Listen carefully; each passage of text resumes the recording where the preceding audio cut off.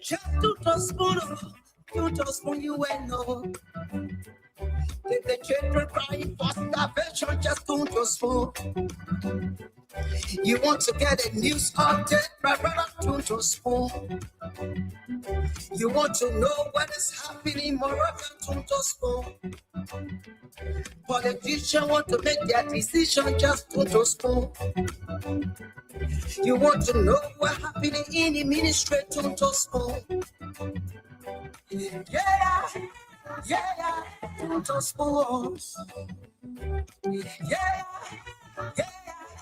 to spoon. You from Bonjama, Maryland, to spoon. Yeah, to spoon. If you eat a pound, congratulate my brother, to spoon. You got a spoon TV, you got a spoon radio, to spoon. Yeah, to spoon. You want to get a news update, to spoon. What? Yeah, Rastafari. Kilibamba, kilibamba, kilibamba. Kilibamba, kilibamba, kilibamba. What I want? Yes, what you got today? TV. Yes, what you got today?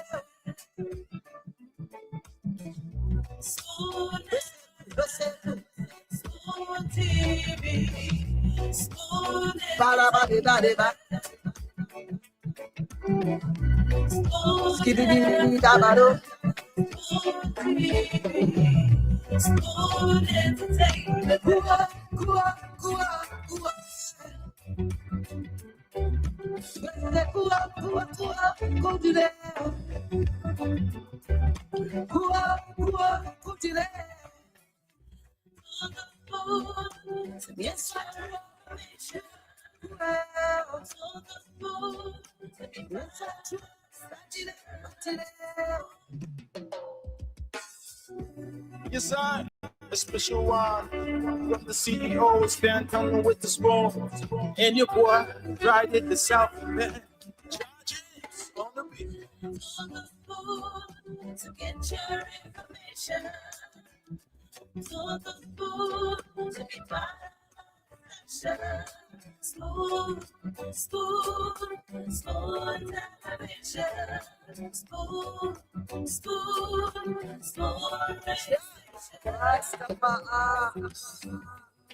Spoon gonna tell you what is happening in Liberia.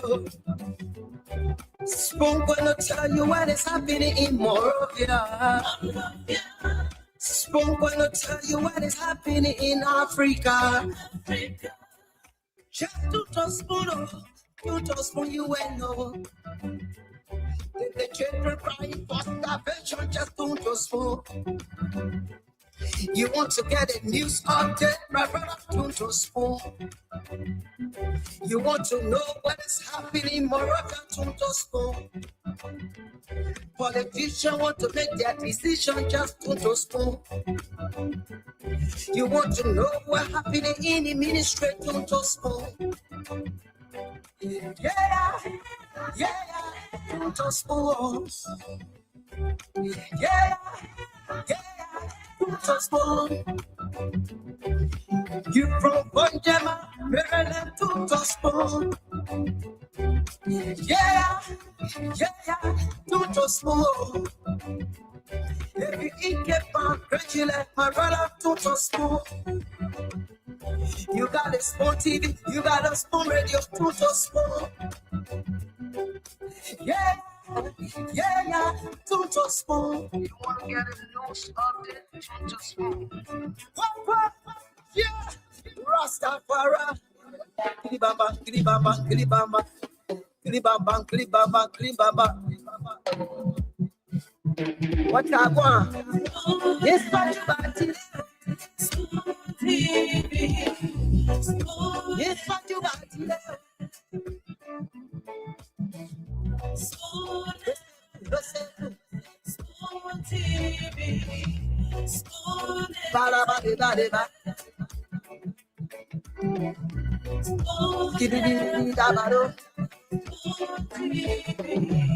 Spoon entertainment.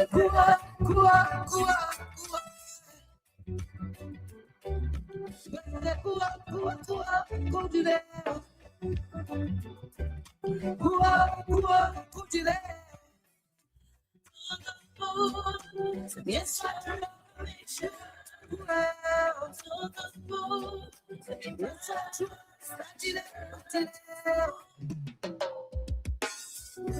Yes, sir. A special one from the CEO, stand with the spoon. And your boy, right in the South, man. Charges on the beat. to get your information.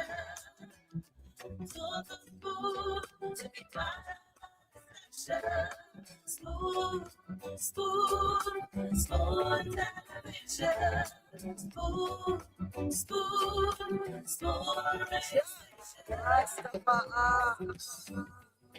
Spoon gonna tell you what is happening in Liberia.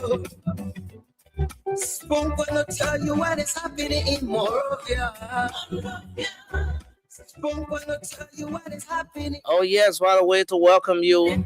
Spoon is going to tell you what is happening in Monrovia. Spoon will tell you what is happening in Liberia. If you want to know what is happening across the country, what Liberians are talking about, what the issues are that are making it up on the news, and you want to know the latest conversation in the country, just tune to Spoon. Regardless of where you are, you can keep in touch with the trending national issues, those issues that are shaping the national conversation, whether it's politics, health, education. And it cuts across. Here on Spoon Talk, you get the updates, you get the analysis, diverse views on the critical national issues here every single day. I'd like to welcome you to this very, very informative, engaging edition of the program Spoon Talk. This is one edition of Spoon Talk you don't want to miss for anything. So thanks for joining us tonight. My name is Nelson Colette. Spoon Talk is live across the Spoon Network. We're live on Spoon 107.5 FM. We're live on Fabric Radio 101.1, Super 95.5 FM. Many thanks to the Voice of Liberia for relaying the program, making sure that Liberians who are ardent listeners of that particular frequency get to know what's happening in the country. Voice of Liberia relays the program on 104.1. We also want to say thanks to a host of radio stations across Liberia that will most times relay the program even without telling us. We appreciate you for being a part of this journey, this mission to ensure that Liberians can get the information in real time. So it's going to be a great show here tonight. You can catch us online. Those of you who don't just want to listen, but you want to watch the actors, you want to see what's happening on set, you can watch the show online. You can find us on Spoon TV on Facebook. We're on YouTube as Spoon Talk Live. That's our YouTube handle. You can find us on YouTube, Spoon Talk Live. Or better still, you can join us on Fabric TV on Facebook or Super TV on Facebook. These are the handles you can find us on. And we encourage you to share the show as you join us. Share your thoughts on the conversations here tonight. And let's make sure everyone can form part of the national discourse. So thanks for joining us. As we always do, we make sure that you get to speak out on the different issues that are of concern to you, be it health, education, politics, just anything that's of concern to you. We valued your contribution by just taking up your time watching Spoon for 1 hour, for 2 hours, 3-4 hours, and catching up with every single thing we do here. So we get to dedicate the very first segment of every edition of Spoon Talk to you, so you get to express yourselves, share your thoughts, share your views on the different conversations going on here. And that is the time when you get to talk about the issues that will not, that sometimes don't get to make it on the agenda for discussion. That way you get to bring to the attention of the panelists or national leaders some of the issues that are of so much concern to you. And then, so to do that, we always make sure that you call in at the very start of the show and share your thoughts, say what's on your mind. And we're going to be doing just that today on this edition of Spoon Talk. But again, I want to say thanks to all of you joining us. I'm Nelson Colère. Well, there's been a lot happening across the country today.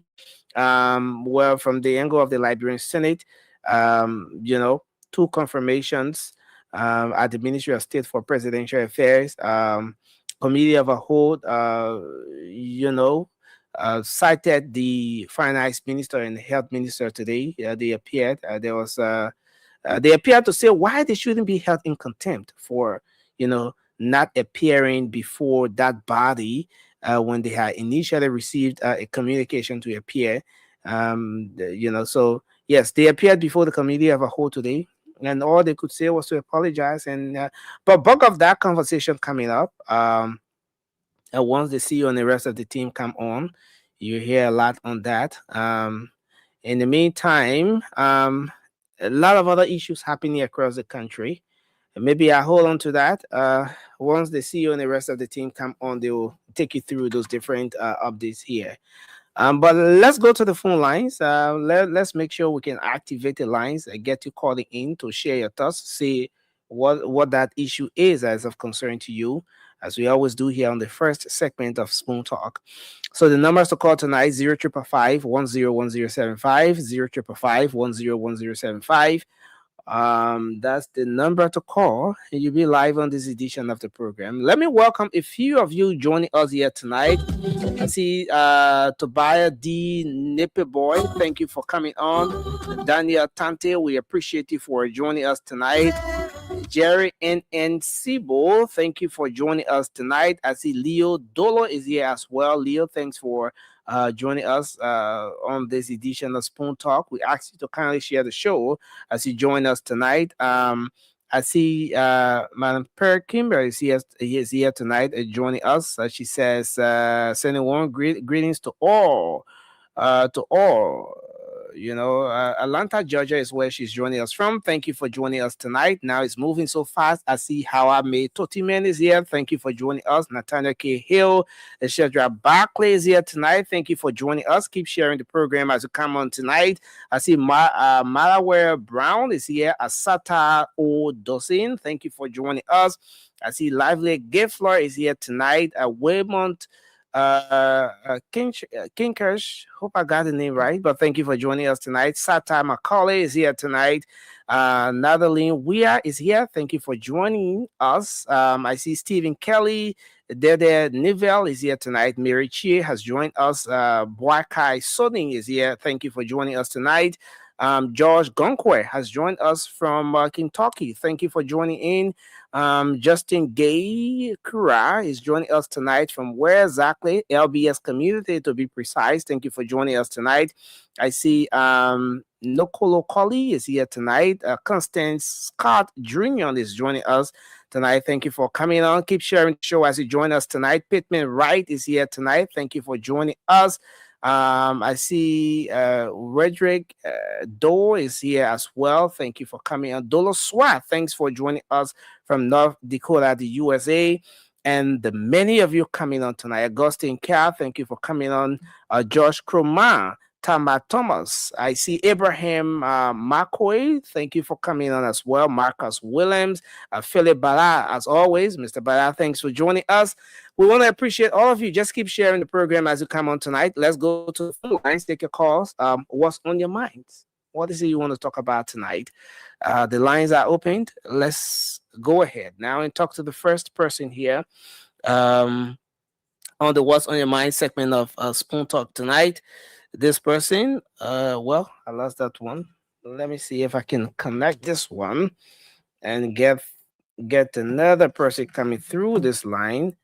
All right, so this person here. Hello, your name and where you joining us from? Let's hear you. Good evening. Good evening, sir. How are you? Thank you. I'm Jimmy. Jimmy. Yes, sir. Okay, Jimmy, it's good to have you on. What's on your mind?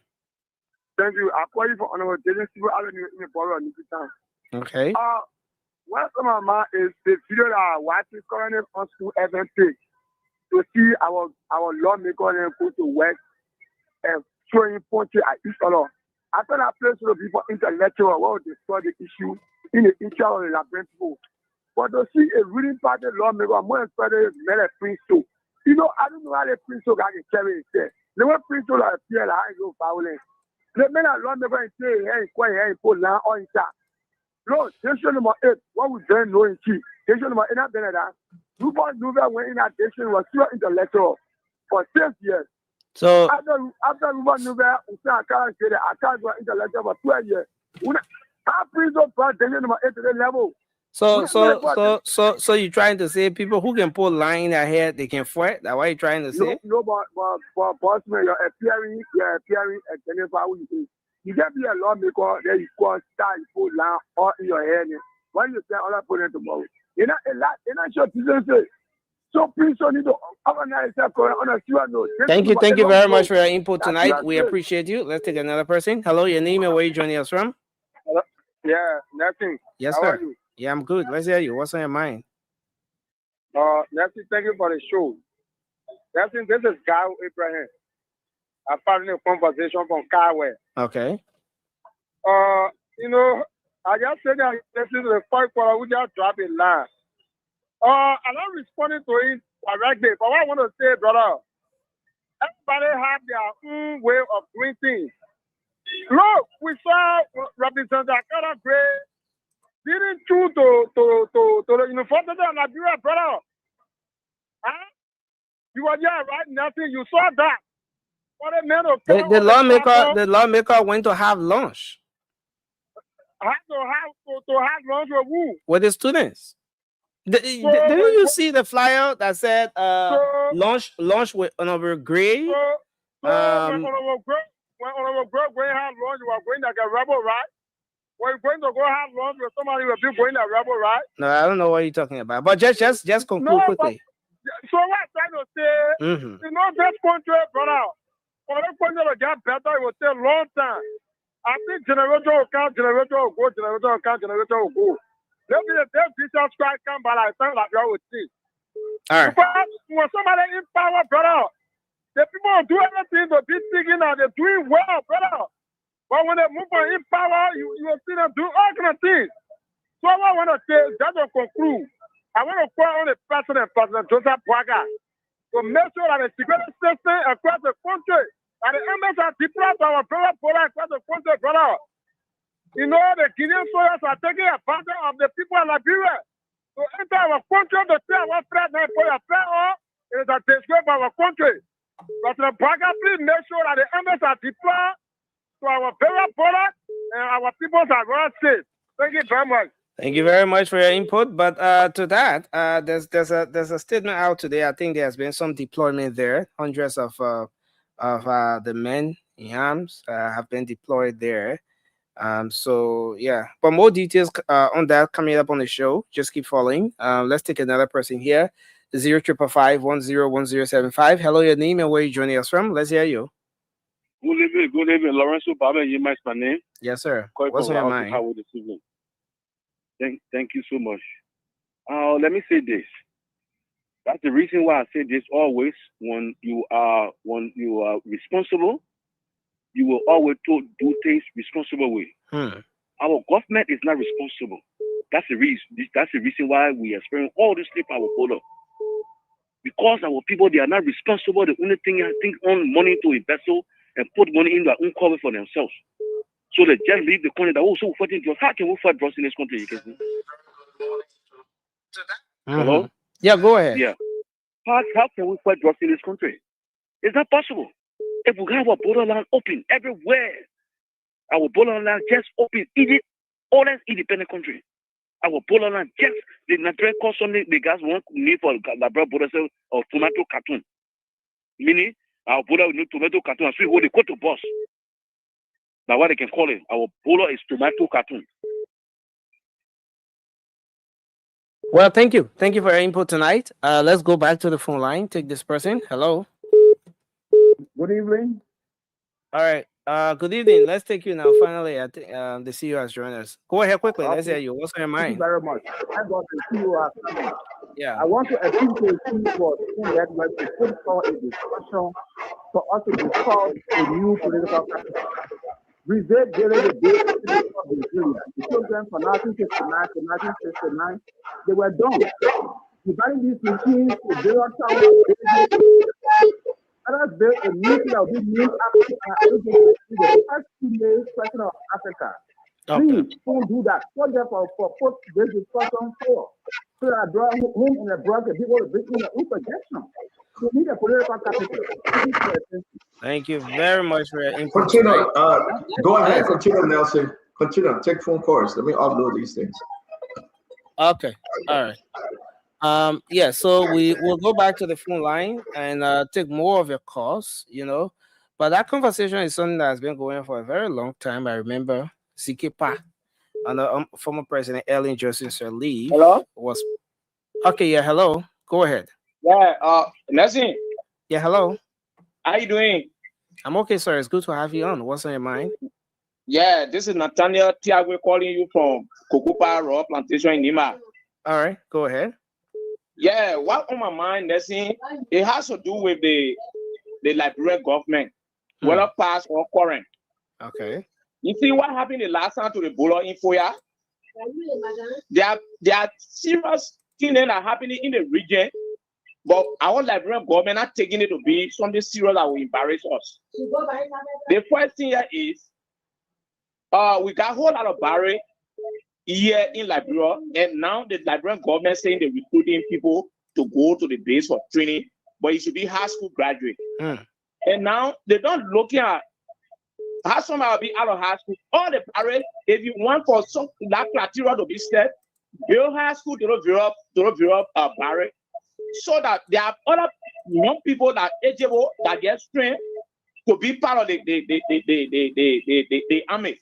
But now someone in stage rate, someone in secondary, and now to get high school graduate now at that level, who get that strength? So you're trying to say the criteria too high? They will bring it down to maybe sixth grade. The criteria too high. Wow, it's too high. All right. And you saw what happened the last time. That was disaster. Thank you for your input. Thank you. So government will be thinking in that direction. Thank you very much for your input. Let's take this person. Hello, your name and where you're joining us from. Hello. Hello, are you there? Can you hear me? Okay, so let's bring this person in. Hello. Yeah, hello. I get you clear, sir. Okay, it's good to have you on. What's on your mind, sir? Okay, I'm David D. Momo, calling from Grand Cape County, border. What's on your mind? Okay, what is in my mind is about Orange and Lone Star. Okay. About the Orange and can go about almost a week.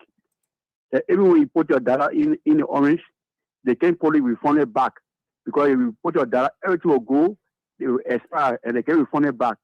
So we are appealing to the both company. They are disturbing all our working right here at the border. So let them increase the issue. At least we put data, we put our credit, it should refund it back. But we can call, we can receive. All right, thank you. So I'll try to call you. Thank you very much for your input tonight. We appreciate you. Right. Another person here. Hello, your name and where you joining us from? Okay, so we will go for... We ready? Nelson, ready? Okay, we're almost ready. Okay, so I can squeeze this person in there now. Yeah, this person is already on. Hello. Good evening, Nelson Colette. Yeah, good evening. Please go ahead quickly. Let's hear you. Thank you. I'm okay. My name is Moses Tweah. I'm calling from GSA Road. Yeah, Tweah. Let's hear you. Nelson, I listened to the news outlet, the joint security to the conflict here in Tweah, in Lopa rather. But Nelson, we have to be proactive. We have major borders in this country. For God's sake, even my home name Abutu and other borders. The army, I can remember during the Ebola when it came out, the U.S. Embassy made a release that the army should be used for external aggression. We cannot have this place When Guinean people come, they will see our army. So the army should be at the major border with Sierra Leone, with Guinea, with the Ivory Coast. Okay. So you see what's happening to us? Now we look 5 million plus people. How many army do we have? How many soldiers do we have? Thank you for your input tonight. We appreciate you. National security issue. Thanks a lot for your input. So CEO, I think that's it. We have that caller there. Yeah, Nelson, how you doing today? What's going on, my friend? Yes, sir. I'm doing good. I'm okay, sir. Yeah. That's it. The show finished. Oh, the show finished? Now one is like bring people protesting. The show finished. That's it. You know, every day you just can't say hi to the people and leave. That's it. The show finished. You want to see placards right before the gate? But I ask them, people, we can end the show right now. Everybody go in peace. Ask them. Ask them. Let them 5 calls if they want us to end the show. Okay, so I mean, what else you want us to say? The government working, the people happy, nothing doing, everything okay. The show finished. Ask them. All right, so I already we can end the show now. Nelson, ask them. But wait, you scared, Nelson? Let's ask them. The people in the comment section already saying no. Oh, but why are they saying no? And the people want the show to go on. Okay, so ask them what they want us to do. That's how you uploading videos? Yeah, I'm uploading the same videos. I'll do it because I just leave I do. I'm trying to set this up. Yeah. Okay. You uploaded 2 already, right? Yeah. Just send it to me. I'll upload them, please. I'll put it in. Yeah. So Nelson, ask the people now if you want us to end it to remember today. Listen, yesterday was hot, Nelson. We had sharp pencil. Today it starts snowing again. What's going on? But in everything, we give thanks to God. Snow, not snow, we say thank you, Lord. In everything, we give thanks. But Nelson is a very hard one. Uncle Sam, he posted that his wife, was rushed to the hospital. We prayed, that she recovered. Wow. Yeah, we pray for speedy recovery. And we got to share this time with Uncle Sam. I was able to speak to him, and Madam Titi called him. Some members of the team call him, and he keeping us informed. We just keep our finger crossed. We pray for speedy recovery. So all those of you out there know Uncle Sam, reach out to him. His wife, got sick, and she was rushed to the hospital, JFK. And I just want to say that at the end of the day, we believe with God above, she will recover. We trust in the Lord that she recover. So I want to say to all of you, let's keep Uncle Sam and the family, his wife, in prayer, okay? And it's a very hard one, but let's just keep them in prayer. Let's keep them in prayer. That's the best way. All right. So Nelson, like I said, let's ask the people whether they want us to just call it a day. And I don't know, Nelson. I don't know. What do you think? No, for me, I think we shouldn't call it a day because. But I said people, Nelson, not you, not me. Even I said also call the show a day today. I said don't want us to have show today. I generally when you get asked a question, but you can get shit for them to answer your question. Just because the government said the president asked him to release money to the. There you go again. That answer like people they don't want also. But I said we ask the people. We're not asking you, but man, we are having show. These are the things that people answer. I said the people that said need to answer. The people that said need to answer. Nelson, the people on the line, open the line. Today, hello. That beautiful Thursday. If you don't want us to have show, we go home. Let us then. Okay.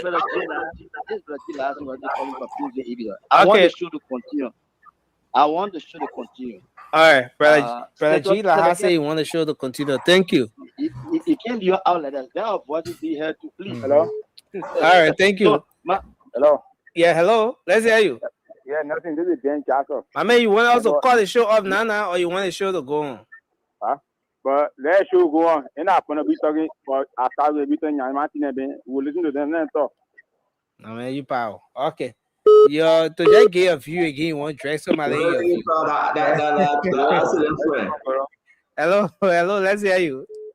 Yeah, thank you for your platform. I listen to one caller I said is Katigo for the Can we continue the show, my friend?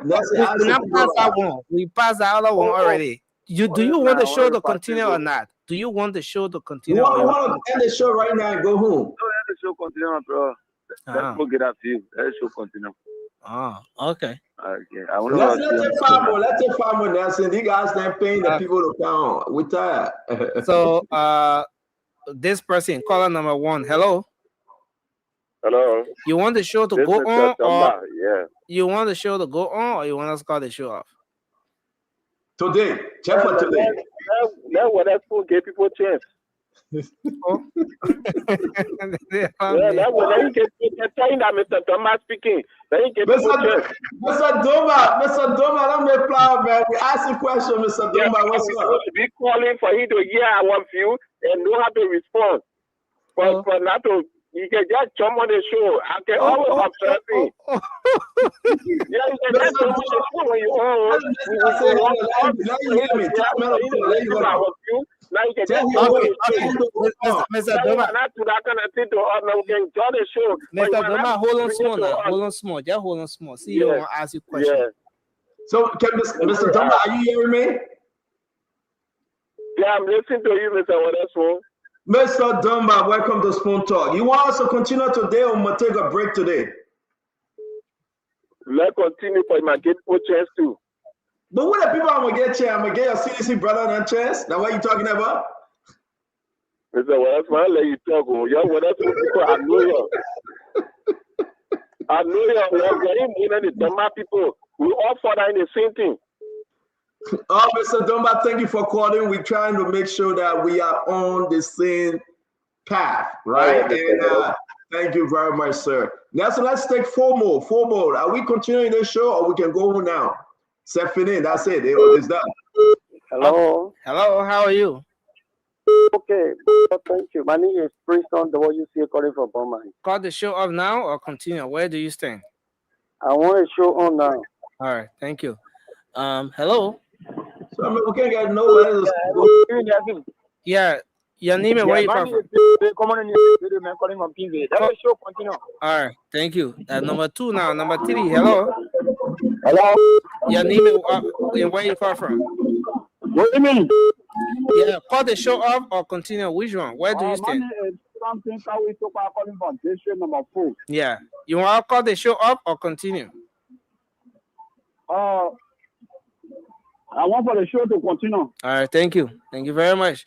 Hello, your name and where you joining us from? Let's hear you.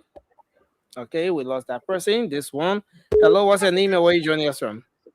Joseph, this is Yabo. Okay. You want? Tell CEO that show continue. All right, thank you very much. And then we take the final person here. Hello, your name and where you from? Can we get 1 no? Just 1 no, man. All right, Jamaica Row.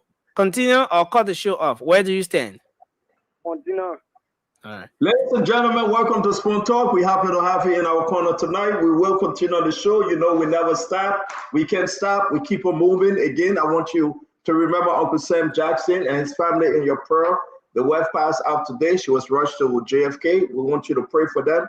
We've been calling them. We've been calling him. We spoke to him. And again, he's in our prayer. We trust in the Lord. All shall be well. If you have Uncle Sam number, please reach out to him. This is very, very important. Let's stand with him, and we pray that God can rest upon the wife, that she recover quickly. We ask for nothing less but the hands of God upon her and upon the entire family. Again, I want to say welcome to the show. A lot happening today. Samuel Tweah was in court. They found some people that will be serving as juror. He was in court today, and guess what happened? To all of you out there, the back and forth between Arthur Johnson, Samuel Tweah lawyer, and the Solicitor General Fayad, who have the message out there. We're going to play both. We're going to listen to both of them. It's very, very important. Today, big news today. Very big news. The National Election Commissioner Chair, Director Brian Lassana, resigned. As of Sunday, the 15th, she said she's leaving. Why? Her term, she's turning position. It should be done way 2027, right? But the woman said she's done. She done with all the wahala. Was she forced out? That's the question people are asking. But she said she reached to a point that she wanted to step back. So what would be the argument from the other side? Did they force her out? No. She said, and we'll play the clip, she said she's leaving. Bravo to David Ato Brian Lasana. At some time in your life, you just got to, you know what, cut it quick. And she's going to focus on something else. So as of Sunday, this coming Sunday, she's stepping aside. We're going to have that conversation. We also want to say a lot was said today about the border, Jeremy Pierre said a lot, will play what he said. Another thing Jeremy Pierre said, oh yeah, the people collected 150,000 and they reported 150,000. I disagree with Jeremy Pierre. Everybody just trying to cover their own bad person in the government. Those guys, the allegation that they stole the money from the people that arrested the money at the border should be trusted. And for investigation, how can Jeremy Pierre said, he said it. How can he say that? If you understand that it's going to the LDCC, so he just compromised the investigation. Who did the investigation? How did he come to arrive to the such decision that it was 150,000? Investigation under the Justice Ministry incomplete. Investigation with LDCC incomplete. So what Jeremy Pierre saying that? Gaffron was caught today by the Senate. He ran away, you know.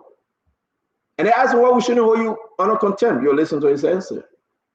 But the important takeaway is that Gaffron said we're not paying people because of technical issue at the bank. I thought Gaffron is finance minister genius. Are you kidding me? Gaffron said you will not get paid. He's not paying you because of technical issue at the bank. He said that. You will listen to him saying it.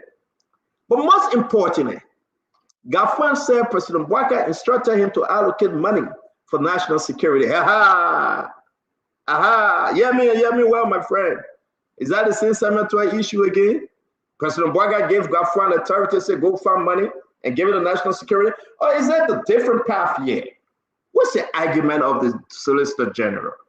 He said today, and we will play the interview, that they are not holding them because they were instructed. They are holding them because they believe that cemetery and order ate the money. That was a cartel operation. We will play it. My friend, we got big story today. We got a lot of story again. And don't forget now, the back and forth of the awesome trial, right? Today, Funati go forward at the Supreme Court. But hey, what Funati was doing at the Supreme Court? Ladies and gentlemen, he was, yeah. All you guys said. The court is like the personal retirement home. Everybody going to the court. We got a lot to cover. We want you to share the show. Seriously. If we can tell our brother Winfred Russell to put his cell phone down, we want you to share the show. You got to understand that you have to share the show on WhatsApp, on Facebook, on Super, on Fabric, on Spoon, on Voice of Liberia. This thing is getting bigger, my friend. The issue with the Guinean, the government said they're sending people there to Guinea. The government said no, full power. No, they call it half power delegation. They send it to Guinea. Will they meet the Guinean president? Have the president spoken to the Guinean president? So that gets serious with some very important conversation here. A lot is happening in our small country. Small country, under 6 million. Under 6 million. Can you imagine that? What's going on in a small country? But the Bible says in the end time, you'll hear some wars and rumors of war, pestilence, and the drugs in diverse places. Mothers will go against the children will go against the parents. You heard that. But be not moved, for the end have not yet come. Don't be surprised, my friend. Different thing will happen. But we are here to talk to you. Share the show. Gaffron said he can't pay you though because the bank didn't get issued. They asked him, but why the bank? He said he can't call the bank for security reason. So Gaffron is part of the banking cartel. But the president said, go find money and give it to the border people. Is the government talking too much? As we welcome Dr. Richardson on the show, she said she will leave to go babysit her granddaughter, the second grandchild again, so she can't complete the show. Is this government talking too much? I said don't call off today from work just to appear on Spoon. Look how you looking. You appear on Spoon. But I'm surprised, and I want to say something before I end, in my 2 minutes. Brother Russell, welcome, Kev, welcome. Do we have an opposition I want you to pause and think within yourself. Well, spineless opposition. They're very spineless. Things happen in the country, they are not speaking. Let's start with CDC. Why Eugene Nangwe not talking? Why Jangako not talking? Why Jim Max Kamaya not talking? Why Joey are not talking? All of them scared. Where the opposition lawmakers that turn to follow my girl? Tweah. All of them scared. They are spineless. They all are connected. What Jefferson Koji not talking? The government Kim took power, left, get Jefferson Koji money and say go all over the country. Go to school, don't come back to 2028, 2029. Jefferson not speaking. So who talking for CDC? I said do and care. No, seriously. I really want to know. I got 10 seconds left. Russell, who talking for CDC? This is very, very important. Who talking for CDC? Nothing. CDC got nobody. They're watching the crown job. We are the king. Hey, the king job. We are, hey, election icon. The people will say they ain't let Joseph Boyga. CDC, I'm not writing anything against what is happening, breaking down the home, the border issue, suffering in the country, people complaining. All of them ain't saying nothing. ANC ain't saying nothing too. We still waiting for the ANC letter. We can see it here. The only person that said something was Hassan Bediti and MPC, Sima Freeman. Citizen Fidel. Citizen Fidel. Imagine, give me Eugene picture. Eugene Nangwe picture, please, and Jangako. I mean, I say get 30 seconds. Seriously, I know you won't come in with do our introduction. This is an embarrassment. Nobody talking about CDC. Somebody said Akaras Gray. That saved me the same, man. Who listens to Akaras Gray? Akaras Gray is dead. Nobody listens to Akaras Gray. Politically dead. But where is Eugene Nangwe? I mean, seditions are happy that Joseph Boyga handled this thing diplomatically. These guys saying they said Kev Hassan Asedo to just tell their own, yeah, on spoon talk. But we get through that way. We are Liberian, we are young people. But can you imagine? Have you heard Eugene Nangwe speaking? No, he can't. They were holding for the maritime audit report. So he can talk. When Lieutenant Falo might get taught, no. They're not clearing from payroll padding, they will find something else on him. Tweah taught, no. Tweah on sanction. That's what I'm talking about CDC. I think you need to find another political party. CDC is dead upon arrival. Jefferson Koji get $30,000 want to school to Europe every month. Thomas Fala can send Jefferson Koji money. He will never come out of Liberia. Never till election time. They say excuse. So all that thing you see Jefferson doing that blah. Who is talking for CDC? My fellow seditionists. I'm not talking about all Liberia now. Let's talk about the seditionists. Not these two that on the show. These guys are panelists.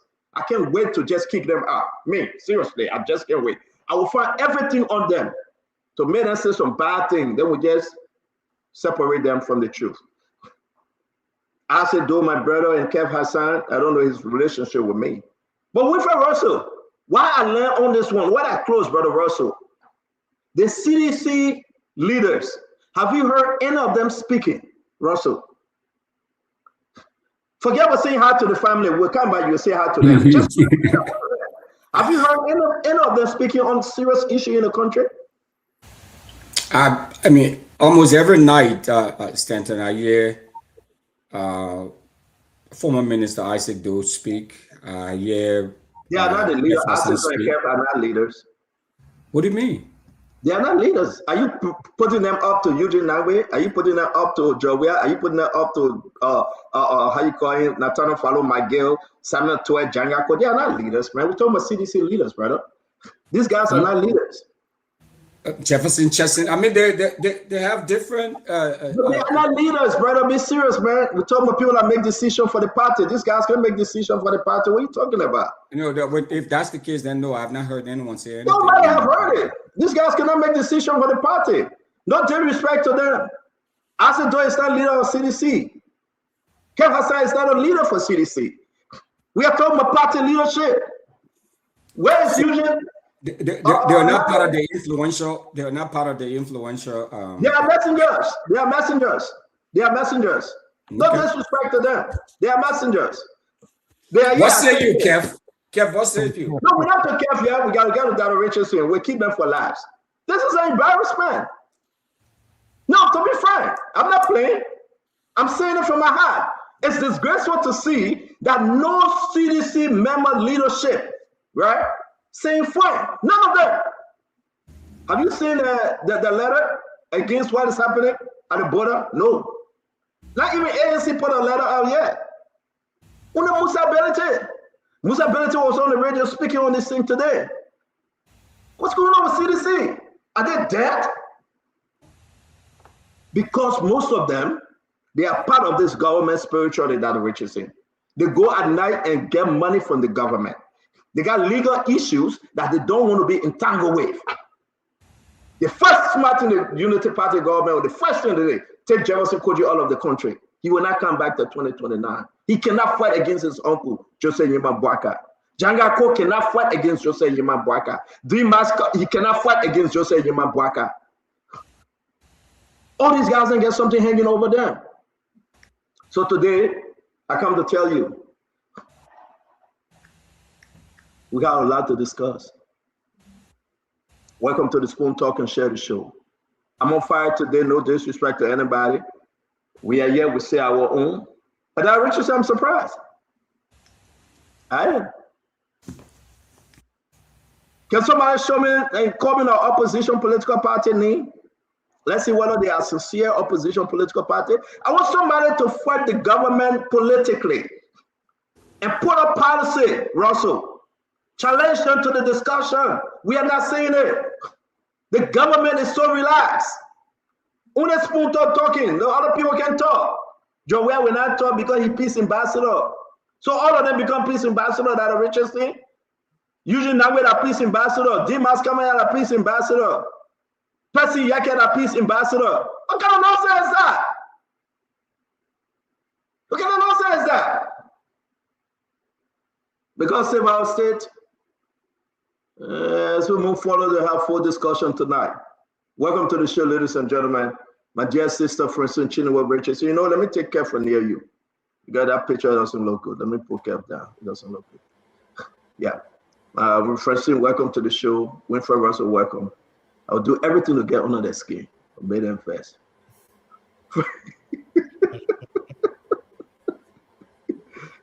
That was just the best to hear you. Oh, yeah, hello to the audience, my fellow panelists, my cousin-in-law, Winfrey Russell.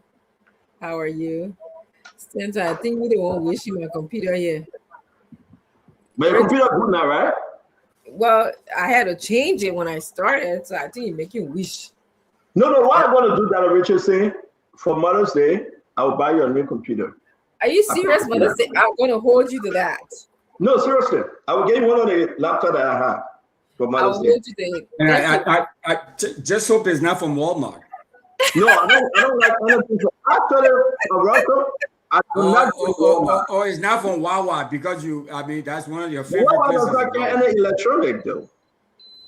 But I read it on a serious note. I don't go to Walmart. I've never been to Walmart in a long time.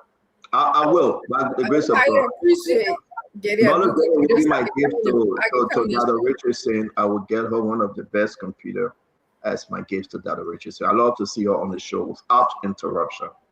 So go ahead, Dr. Richardson. Thank you. And I hope after I give you the gift, Abraham can pay my money back. Why? But you're an Indian giver. You are such an Indian giver. So I gotta pay you back the money. Look at you see what I mean? Talking here with her.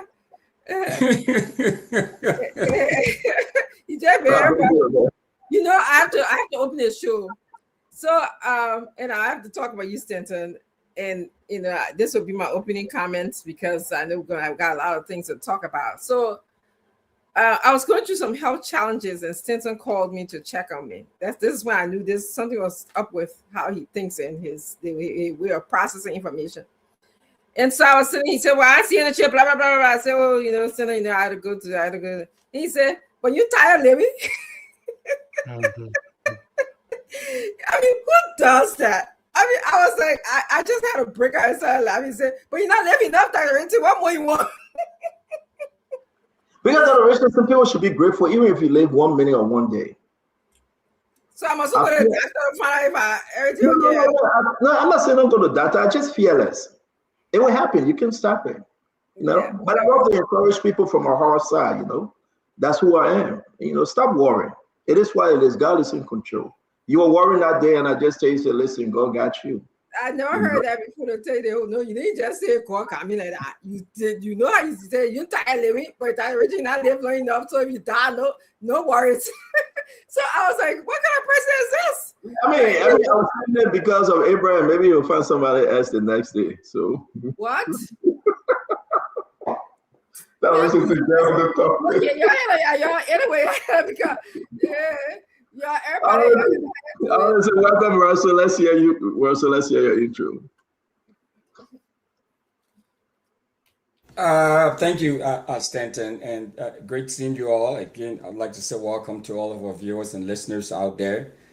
And my beautiful, gorgeous, intelligent sister-in-law with a PhD. Thank you know, you. just like to appreciate you and welcome you. You always take up time. I know how busy you are this academic year, and you know, most every academic year is always this busy, coming to the close of the semester. So you take time off to come and share your knowledge and your wisdom with us and the Liberian people. I mean, it says a lot. So welcome. My opening stated there are a lot of issues that we still, you know, I like how sometimes we get on an issue, and then of course, I mean, there are just so many issues we can address them all, right?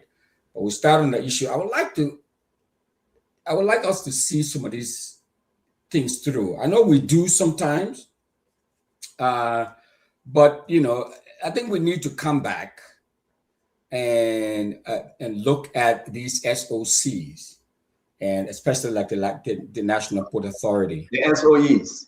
The SOEs, yeah. Mm-hmm. Why they are not contributing to the national coffers. What is the situation? What is the status now? You know, I'd like us to come back and do much more in-depth investigation. You know, and with that, you know, I'd like us to start a new series, maybe once a week, what we call, you know, the worst person in the country, the most corrupt person in the country, and put them out there, put them on blast. Because, you know, we don't have any authority to prosecute them, but the most we can do is to shame them. Because the corruption, we've talked about it, we beat on these guys. I mean, the country is still very, very corrupt.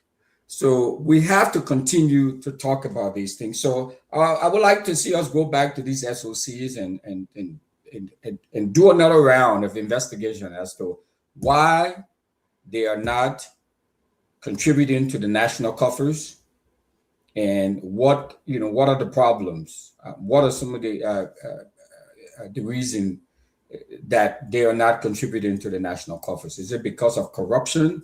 Is it because of incompetence? I think we need to do some in-depth sort of analysis as to what's going on. So that's part of what is on my mind. And again, I said it the other day, and I'll bring it up again. Another thing that's on my mind is the dirtiness of the city.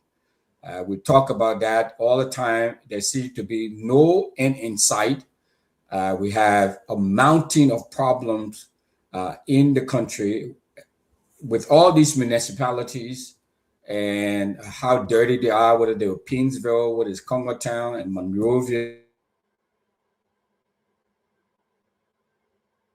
They all are just so poorly run and very, very dirty.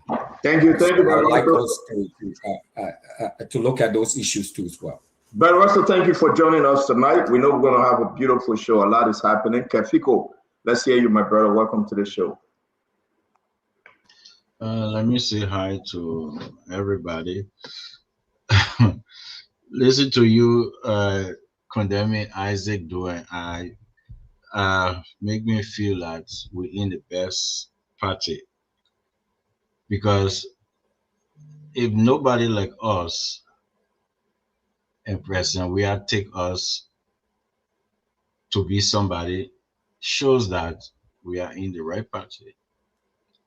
Because if I were in Unity Party now, you see how that's the way you would describe us.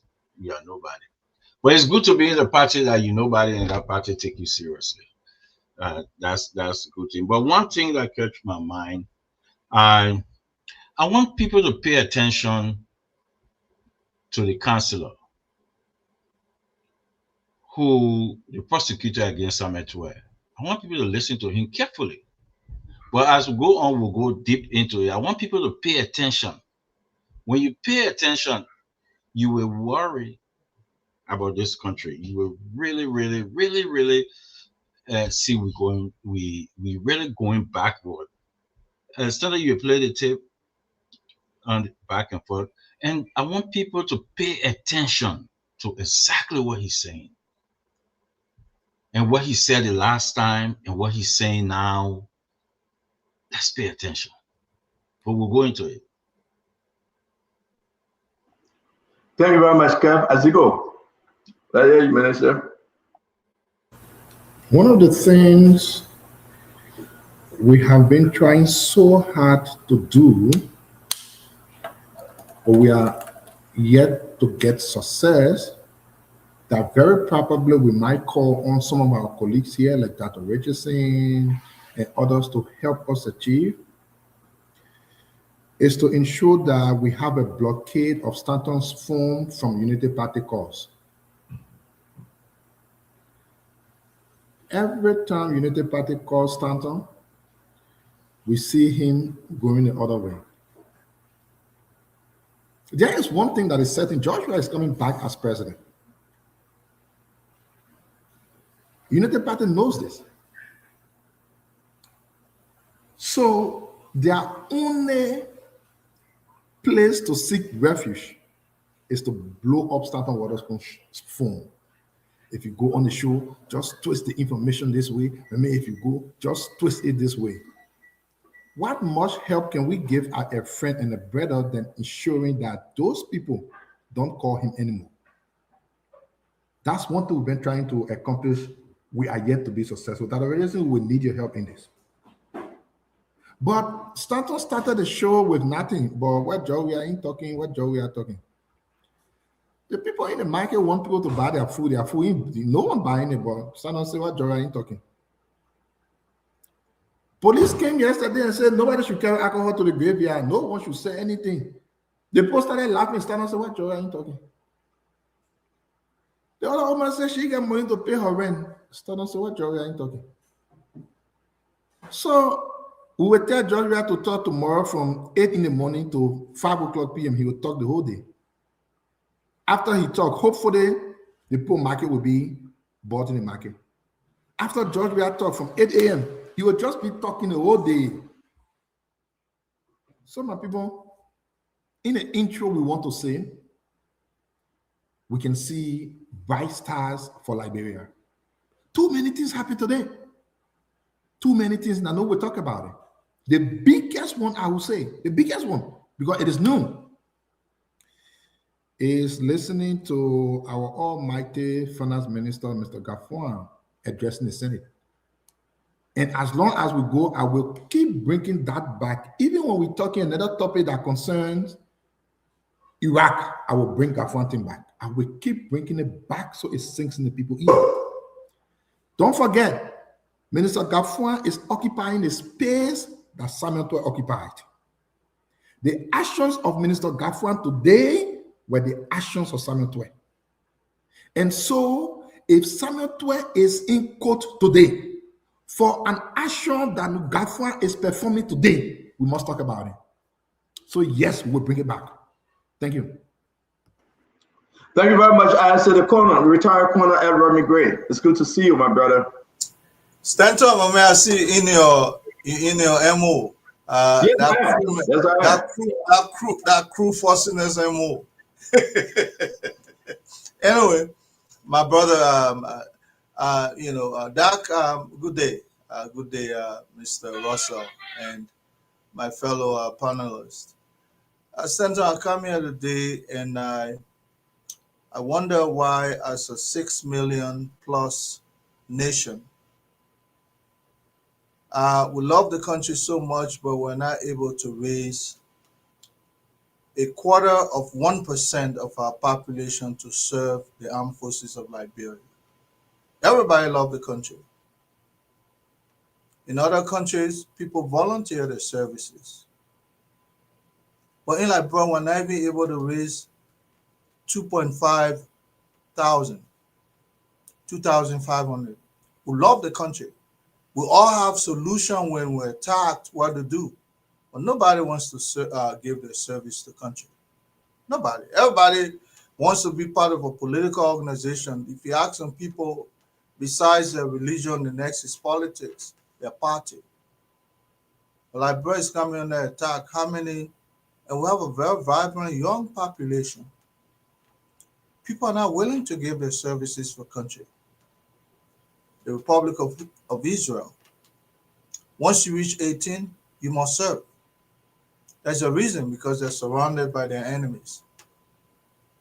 People will talk about their political party, how they want to go to Congress, but nobody wants to serve the armed forces of Liberia. But they want to show how things should go on there. In the past, I dealt with Ministry of Defense official and told them, relax the requirement. Establish a GED pathway to the Army. You get your graduate certificate like a high school. Imagine the man who was 5 years and then they got caught up in that war for 14 years. By the end of it, they're 19, they're adult. They were not lucky to go to school.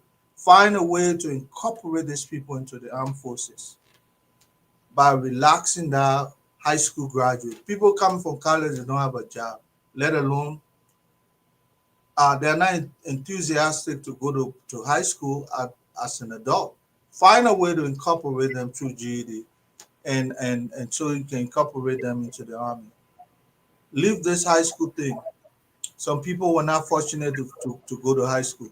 Find a way to incorporate them through GED. It's simple. Thank you. Center. But thank you very much, Colonel Gray, and thanks to all of you as you join us. Let's make our way to have a beautiful show today. We want to welcome all of you. Like I said, share the show. A lot is happening. Yes, indeed, we'll discuss everything. I don't even know which way how I'm going to start this. So let's take off the very soft side, and because the cemetery issue and the SG, that bigger issue, we have to discuss that, because I think more people got to be educated. And we were going to talk about Gafwan also, what he said. That also include Gafwan. And we're going to talk about the resignation of Director Brown. Dr. Richardson, something serious happening though. We saw the letter. I want us to put that aside quickly. Let us hear Director Brown, right? And today, big fighting in the House of Representatives. They were fighting today. Useless member of the House of Representatives. They are useless. Grown men and the children looking at them fighting for money. As I heard, as alleged, they were fighting for what? Things just going bad in that place. Things just going very, very bad. Princeton and somebody else fighting. Can you imagine that? Let's be serious, folks. Do we have a serious government? On some issue, and on some issue, you know, people present themselves to be that serious. Do we have a serious opposition?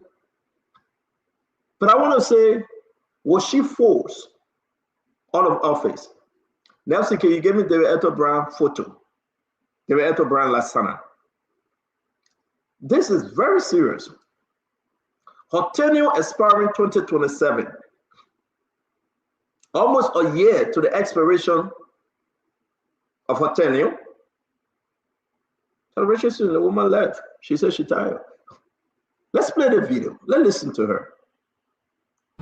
And we say thank you for coming.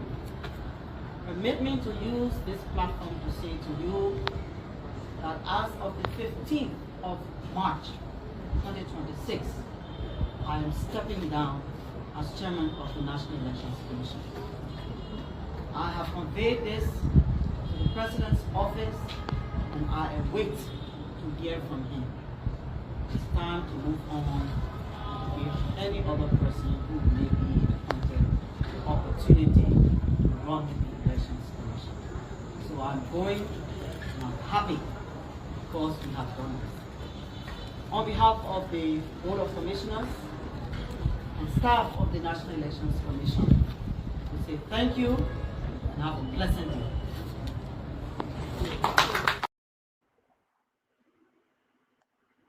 This is her letter. Your Excellency Joseph Yuma Boyka, I present my compliments and herein inform you of my decision to step away from my role as chairperson of the National Election Commission, NEC of Liberia, effective March 15, 2026.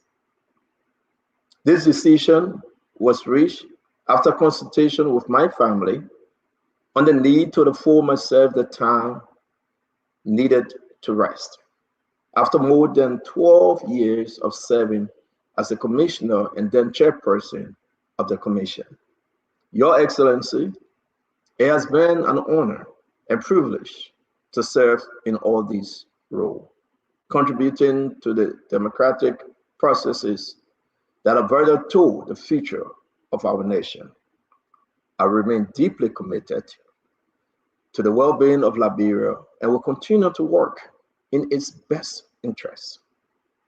Please be assured of my full cooperation in ensuring the smooth and seamless transition when a successor is appointed.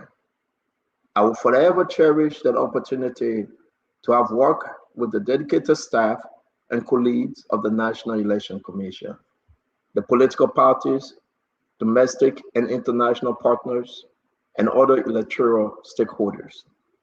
I look forward to seeing the progress and growth of Liberia as we all work together toward a brighter future. Kind regards, sincerely, David Brian Lasana, Chairperson. Dr. Richardson, let's start with you. Dr. Richardson is off. Winfred Russell, let's start with you. It's important. What do you make about this decision 1 year to her tenure position? Expiration of her tenure, 1 year. What do you think about this decision?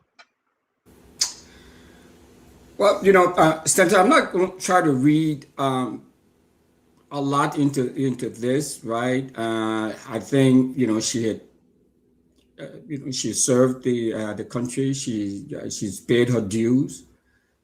She's a consummate professional. I think a lot of people know her, know that she's been in the country. She's one of the great professional women in Liberia, and she served her country well. So it's about time that she moves on, and she decided to move on. I'm not going to read a lot into this. I think if she had stepped down just before the next election or during the last election, I think that would have been reason for concern. But for now, I would like to say, thanks. I just like to say thanks to her for her service to the nation. It's not an easy job, being the head of the National Elections Commission. It's not an easy job, and she did it well, despite all of the issues and all of the challenges and pushback from different groups and different parties. She did her best, and so this is time for her to step aside and maybe bring in new leadership and new thinkers to run the show. And I would just like to say congratulations to her for her service to the nation. Thank you, Kev. Let's hear you on this. What do you think? What do you think about her resignation, Kev? I think it's a calculated effort by the Unity Party, because we understand they force her out, and that is the fact. They force her out. Who resigned on the weekend? Who resigned on the weekend? Nobody. Wilfred, Mr. Russell, who resigned the weekend? On the 15th, Sunday. We understand they force her out. It's a well calculated and designed by the Unity Party in order to put who they want in place to see how they can put all the mechanism in place for the next election, because they know they cannot win a free and fair election. So they're going to put the people in there 2.5 or 3 years towards election, get everything, change the magistrate, do everything in order to prepare themselves to rig the election.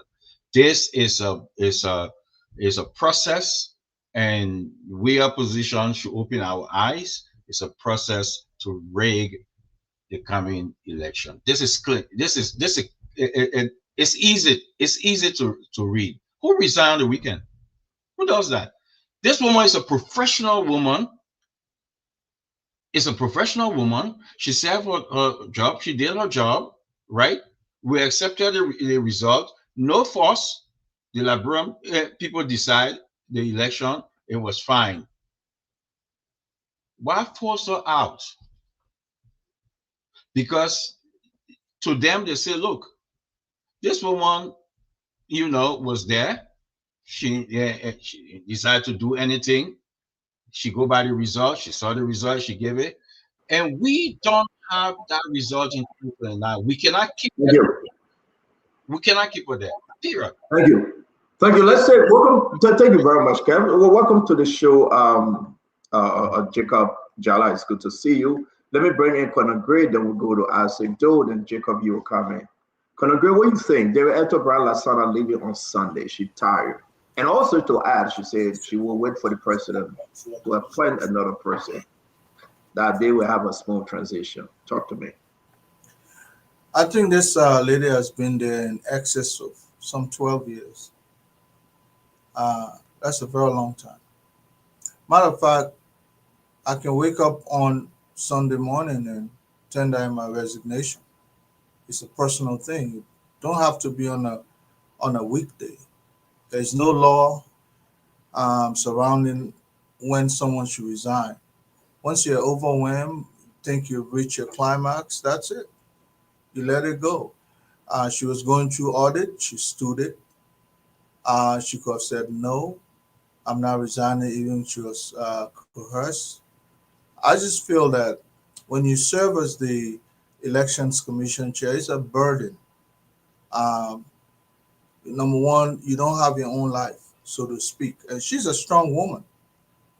But I think she feels this is the end of it for her. And I can tell you that now she'll have the freedom to go on and do other stuff she wants to do in life.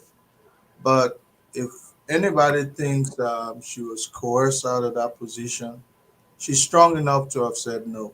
She passed the audit. Good luck for her, and I can see her taking bigger and better roles.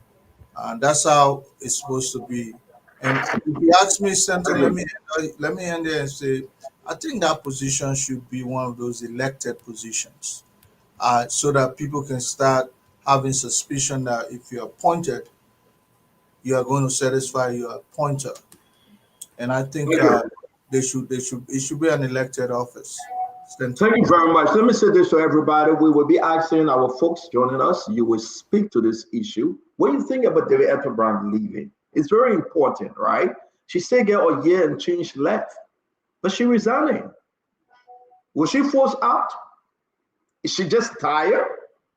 She just said, you know what? In her letter, she said she want to spend time with family.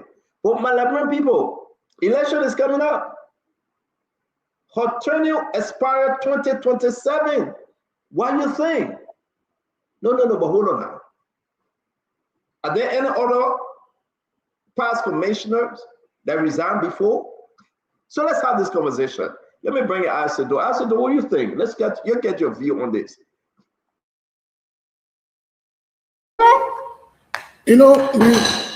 We play politics with everything out of the times, but I think this is the one place where I don't see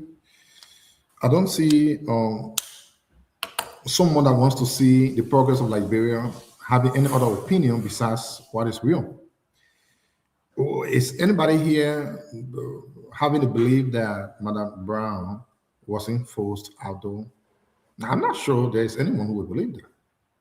Yeah, she was forced out to resign. She got 1 year. She's been there with no problem. She's always, happy to do a job. And, the United Party, from my understanding, wants to appoint a high core United Party partisan, Madame Gloria Musu-Scott, to be the next chairperson.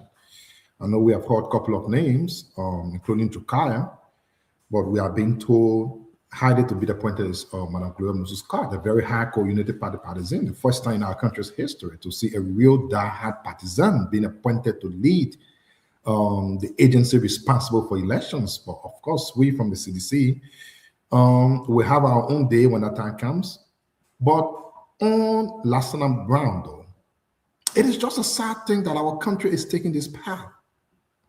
How is it that people in positions aren't free to do their job? My people, the ombudsman just resigned recently. In no time, NEC box, I would say, resigned as well. All of this resignation just happening because Jesus Christ didn't see Liberia, or because Satan passed somewhere in Liberia and everyone is angry. Why is it that the United Party will be forcing people out of office? Of course, she was forced out. She played her part. Some of us from the other side believe that there were a lot of things that went on during the elections. We can't talk because we were in government. We know what went on, and I'm sure she has a conscience. She will live with that. But when it comes to her being there in opposition, why was she forced out? Madame Brown ran the election from the way she did, that we know and she knows. I think it was the wrong thing in our country, is journeying down the wrong path. Thank you very much. Thank you. Jacob, welcome to the show. We are on Madame Brown resigning. Let's hear you.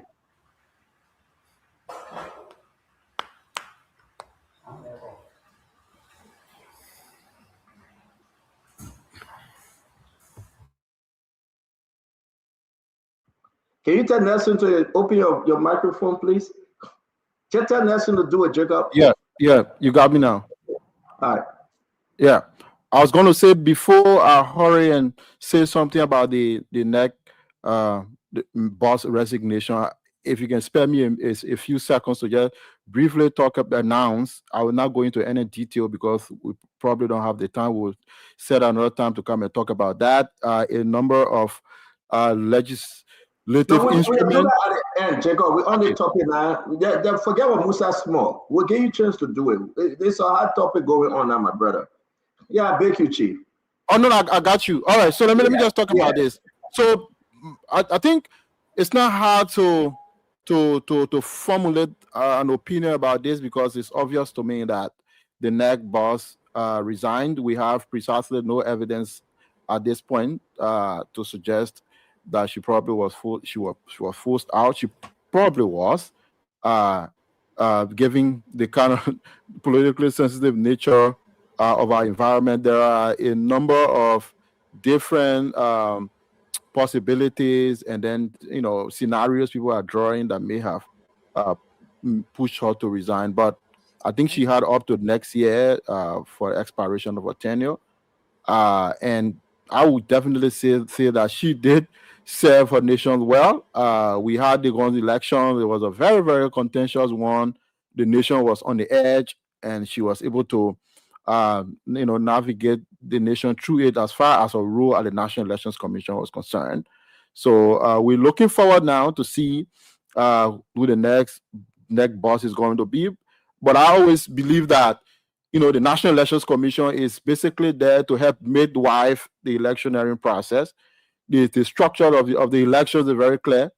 And I don't think that any NEC boss have the power, because that's the kind of conspiracy theory that goes around sometimes to say, oh, let's put this person there, they could manipulate the election in favor of somebody or not. I don't think that's possible, given the kind of election system that we've been able to develop.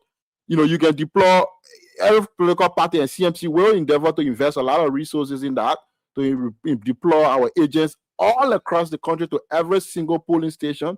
And we will be able to collect all of our election data in less than 10, 15 hours after the close of the polls, even less than that. So I don't want to go into conspiracy theory, but I would just like to end by saying, yes, she served her nation well. She's leaving now, And we as political parties and stakeholders in the democratic process will keep engaged with the Elections Commission to ensure that we have an independent National Elections Commission, and you have capable people there with the expertise and the knowledge to run an impartial electioneering process and to really manage the process in a way that will continue to strengthen confidence in our democratic process. I would say that. Thank you.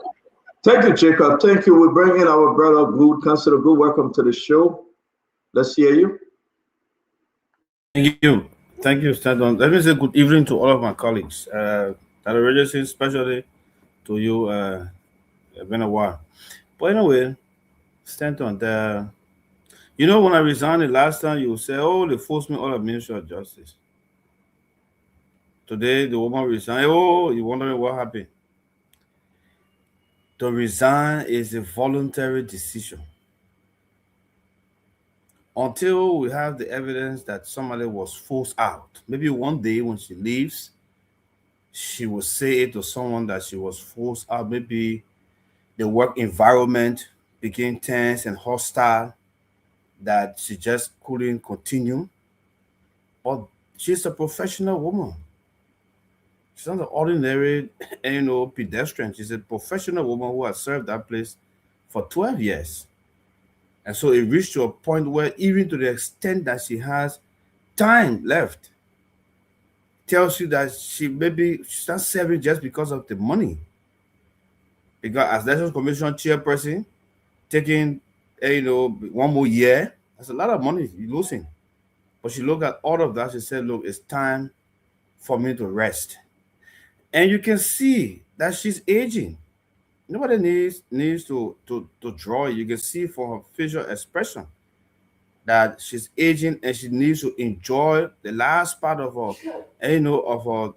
her years. So she chose to walk away. The same way I worked with government for 27 years. I decided to walk away. At this time, I decided to walk away voluntarily. So let us see it as a decision that she's taken voluntarily, and until we have anything otherwise to prove that she was forced out or whatever the case is, let's take it as it is. She's resigned, she served her country well, and we thank her. She presided over the elections that took an incumbent out of power and brought in opposition leader. So that is a good record she goes with. So I'll hear her for that. Thank you. Thank you very much. Dr. Richardson, let's hear you. Dr. Richardson? All right, Dr. Richardson have an internet problem.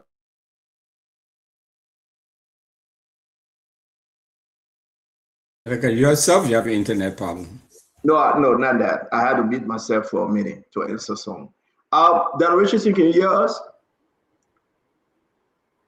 Okay, yeah.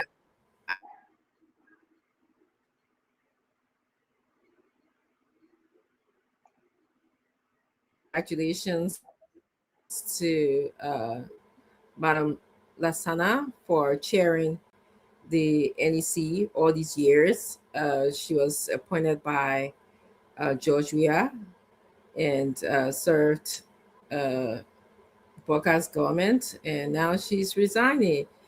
She was very instrumental in maintaining her professionalism, integrity, independence, and behave in a mature way in turning over the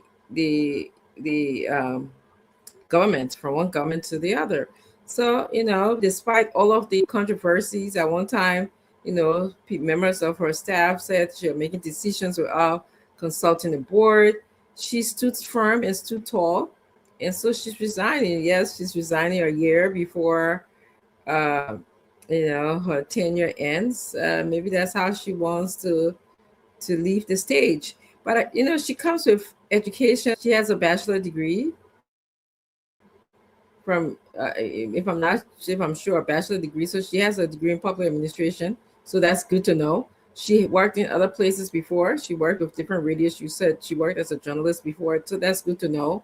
She hasn't just been, in government for a long time. So maybe that's how she wants to go out. She wants to go out by, having time to do other things in other areas. So, I want to appreciate her for the work that she's done so far. I'd like to recommend who's coming to replace her.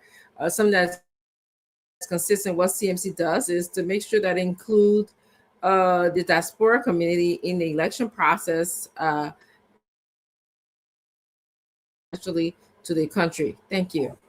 Thank you, Dr. Richardson. Thank you very much. Let's listen, guys, quickly, because we got to ask the audience as to what they think. Director Brown Lasana, she resigned today. We knew that she was going to resign, by the way. Was she forced out? Fair question to ask. That position is a political position. I disagree with anyone that says it's just an independent position, a pure political position. The president appoint, and the president would like to appoint someone of his interest or her interest. We've been saying this, and I would agree with agree. Maybe some of these positions got to be turned over as an elected position. Let the people appoint who they believe can do the better job. Not that Director Brown didn't perform well, but the president will appoint somebody from his party. And that's why when you take over, you want that position, and that individual should come from your party. So was she forced out? You know, behind the same people saying a lot of stuff. Was Director Brown forced out? Have we had this before? Like, you know, former chairperson, individuals resigned? But the question remains quickly. Who do you think coming back? What's popping into your mindset, Jacob? Who do you think coming back? Now, of course, the person will come from Unity Party now. What a message. And what's going on with the opposition? Are they concerned? Will they speak on this? Or, well, opposition don't speak. They're just waiting to see. Then judgment day will come. But what do you think, Jacob? Should opposition be concerned about this exit, and who you think would just embark at a point? Absolutely. The opposition political parties are election stakeholders. They're members of they're stakeholders in the electioneering process. So all political parties are obviously going to be concerned about the direction of travel for the National Elections Commission, particularly after the resignation of the Mrs. Lansana. I mean, her tenure was going to be over next year anyhow, and then there would have been a new elections commissioner coming, their chairperson particularly, and the political parties would definitely have been involved. You know, election is a key pillar of our democratic practice. Free, fair, and transparent elections. And if you look at the history of this country, we know we don't like too much history, yeah, but we know that, you know, the whole crisis, the war, the collapse of the Liberian state, all of that thing happening, the bloodbath we saw, the lack of democratic value, all the things that happened in this country because people felt that they could not go to elections and they didn't think that their votes would be counted. So all Liberian presidents since the end of the war, from Ellen Johnson Sirleaf to George Weah to now Joe Boakai, they all were around when they saw the Liberian state collapse. So they all know the vital importance the independence of the National Elections Commission is towards keeping this democratic system going and towards keeping the peace and civility of our country. Therefore, we expect them to apply, especially the current government, let me speak to them since Mr. Boakai is in charge. We expect the political administration, we expect the Boakai leadership to be reminded of that kind of critical need to keep the National Elections Commission independent, not only in appearance, but also in fact. To be independent and to build the confidence of all stakeholders, including political parties. Who do you think? Let make that run on this one. Who do you think, you know, that you're concerned about? That Joseph Boakai thinking about right now? If you have any idea, if not, that's fine. Well, no, I don't have any particular idea. All I saw on Facebook, you know, we always see things on Facebook all the time. I saw somebody, I don't know who the person is, but I just saw that popping on my feed. I think I call her. The former Chief Justice, Gloria Scout names being peddled here and there. And I think a few other names have been talked about, but I don't take it with any seriousness. Maybe it's just a gossip, but yeah, that's something I've seen along the way. You think that President Boakai should bring back Gloria Scout? She served in that position before when she brought Charles Taylor to power.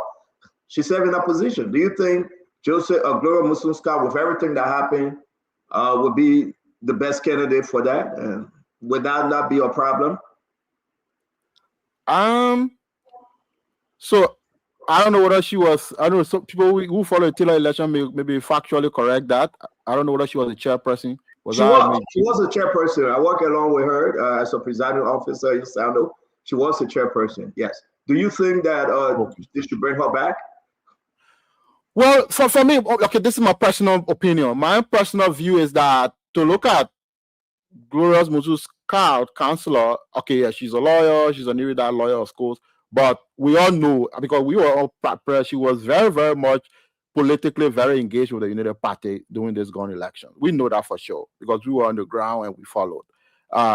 Even when she had a challenge at the with the law, Team President Boyka granted her team pardon, and we know that she got real deep strategic relationship with the Unity Party. So for me, she looked heavily political and heavily partisanized.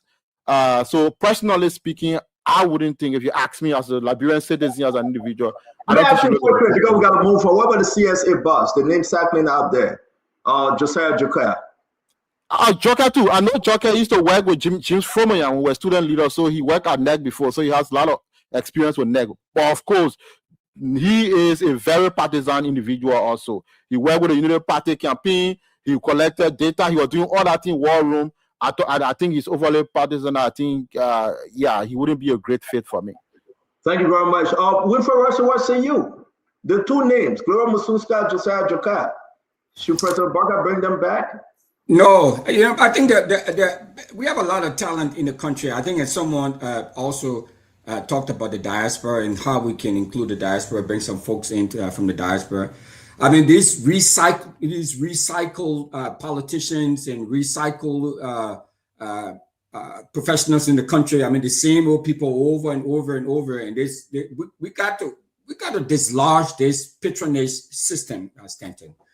Let's go out there, get someone who is not overly partisan, like Josiah Joker or like the former Chief Justice. We all due respect to the professionalism that they bring to the job. It's fine. But I mean, there are a lot of other folks that we could, that the president could look at. I think it will be a breath of fresh air to bring some folks that are not part of the whole Unity Party establishment into this position. At least to show some semblance, of fairness, to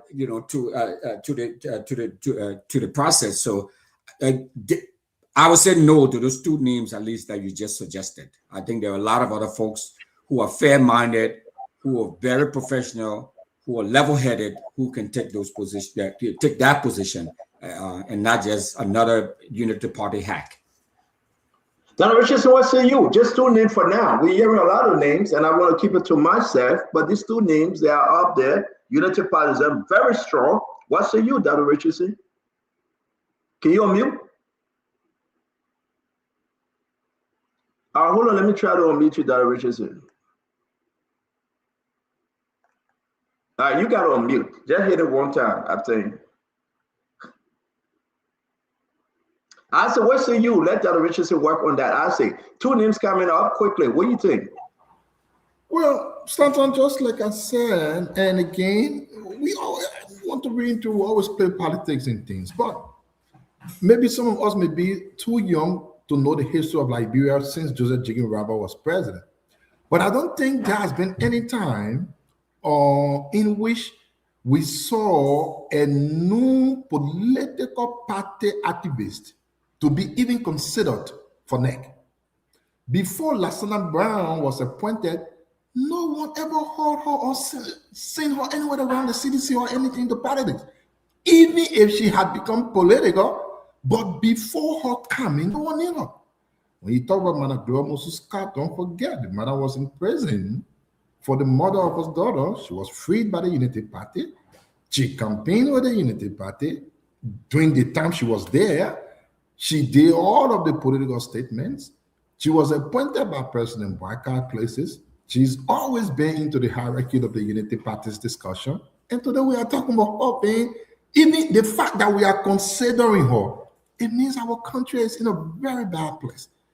Why should someone as political as Madam Scott be even the first, second, third, fourth?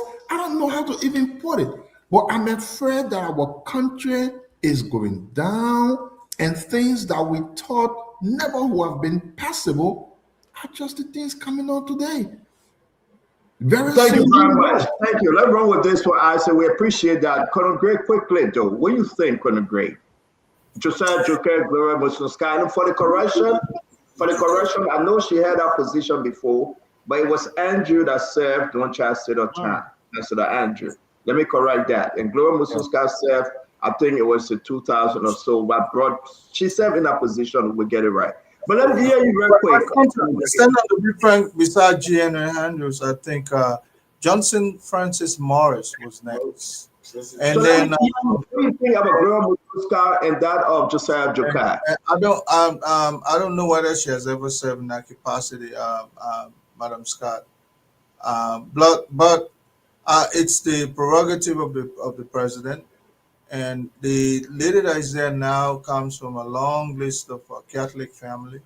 Even your brother won the tournament at Cathedral. He was a coach there, and so let us say the two names that you calling. I don't know if Jokai he has compromised himself to be too partisan.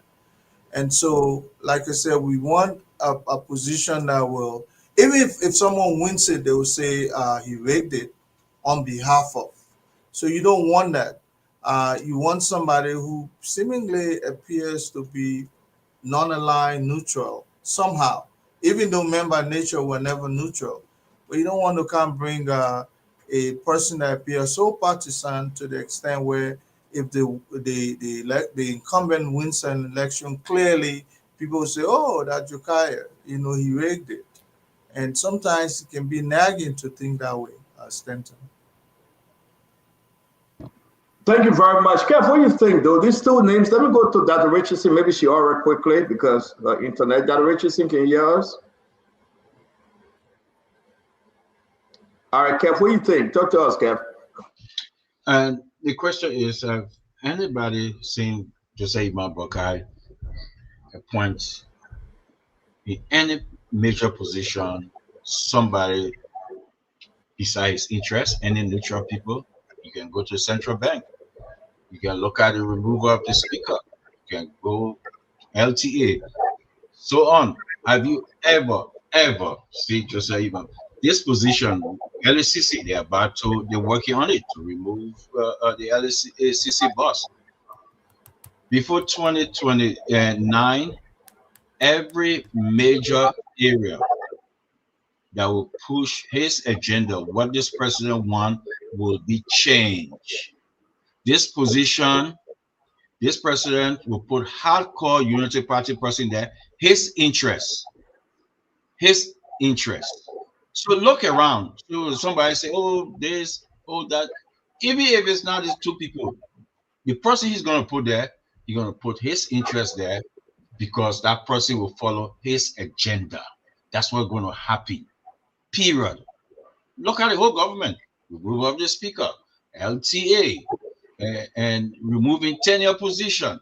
And look at everything. The president will never put anybody in major position that you will say the middle person, or that he will always put his interest.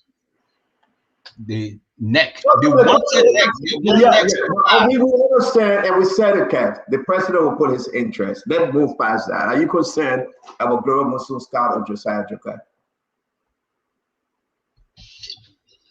What if I'm concerned? I don't think it's something that is about if I'm concerned. It's what the president going to do, and what the president wants is what the president will do. That's what I'm saying. Do it. Thank you. So let me bring in Lafayette. Lafayette, those names. What's your take on the name? And we got a third name coming up as well. Sometimes we want to bring these names out because whenever we do this thing and people that we show off, the president appoint them. Those often. So let's say you. What do you think? All I would like you to know, the president will appoint somebody from the party, whether it is because he wants the person to protect his interests or not, but that person will come from the party and somebody he trusts. If he trusts Councilor Scott, it's up to him. If he trusts Josiah Joker, it's also up to him. I don't have much to say because, especially with Councilor Scott, I can't say much about it because I will be biased. So I rather just let it pass. Josiah Joker is a friend of mine. We work together, Capitol Building. I know him. He's a smart young man, very ambitious. Yeah, so but anything the president decides is up to him. Yeah, thank you very much. We know it's up to the president, but we just want your view. Let me bring in Emmanuel George. Emmanuel, welcome to the show. Emmanuel, welcome to the show.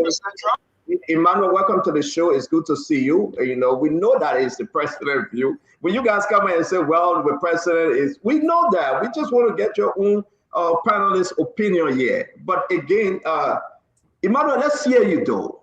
These names are coming up. As an ANC, one of the leaders out there, are you concerned? Are they overly, bringing in a partisan individual to run that entity? Do you think it will be a smooth ride? Or what's your view or the party view? Now this lady is leaving number one, and who's to replace her? Yeah, they are definitely concerned if you want to put a partisan there. As a political person, yes, I'm concerned. It's very clear in the law establishing NEC that those who are appointed as commissioners should have non-affiliation with any political party. And that means that you cannot be an active member of the political party. You cannot hold any leadership role in the political party. You must not engage in political party activities, and you should be politically neutral. Josiah Joker and the councillor Dora Musukla, they are not politically neutral. They have been a part of the Unity Party bandwagon for a very long time. So it's highly questionable that the president will be making that kind of decision of those two names. There are a lot of qualified Liberians who are at a level we know are highly non-partisan, even though they have served in government, serving as in capacity. You have what her name Tianangbe, who is also in Liberia, served both the CDC government and the Unity Party government, and he also was a commissioner way back in the past. Those are there. So you have a lot of people you can tap into who don't carry the political clout. But there's a president that is going to make the decision of it. On the other hand, when Madame Lasana Brown was being her name came up as the commissioner. There was a lot of questions with her affiliation with the CDC at that time, but she served as a very honorable commissioner. She ran elections that the CDC lost in several strategic elections. So sometimes, on the one hand, it looks great, but other times there are people who may decide that the integrity is more important than the affiliation. But looking at NEC law, I think is the president should look for someone who is politically neutral. It's a difficult thing to find in Liberia at this time, but there are people out there who have a reputation that we can trust because they have been shown to be politically neutral. Thank you very much. I want to say to all of you joining us again, thank you. Let's hear you quickly. We're going to take maybe 10 calls. We got to go to the Samuel Tweah fight with the Solicitor General Fayad, the SG, Arthur Johnson, Samuel Tweah, and that of the Finance Minister, current Finance Minister, Gafuan. It's something about instruction given to the Finance Minister to use NSA, to put money in there for NSA. That's similar to an issue. But before we move on, this one is very, very important. What's your take about David Etta Brown resigning? And quickly, let me say this to you, though. The name Josiah Joker, the CSA boss, and Gloria Musso Scott, the former Chief of Staff, Chief Justice. Understand this. Let's get it right. What's your take? Do we have Nelson? Jacob, is he in studio? No. Who we got over there? I want us to go to the phone now quickly. Again, Lord have mercy. Who do we have? Just you? Yeah, I'm here. Okay. Okay, we will come back to go to the phone line.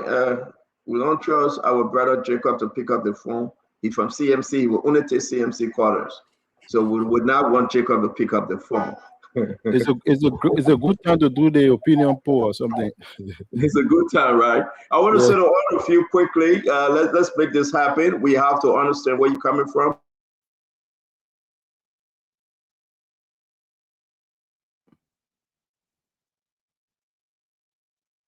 Stendo, you want to highlight our body comment?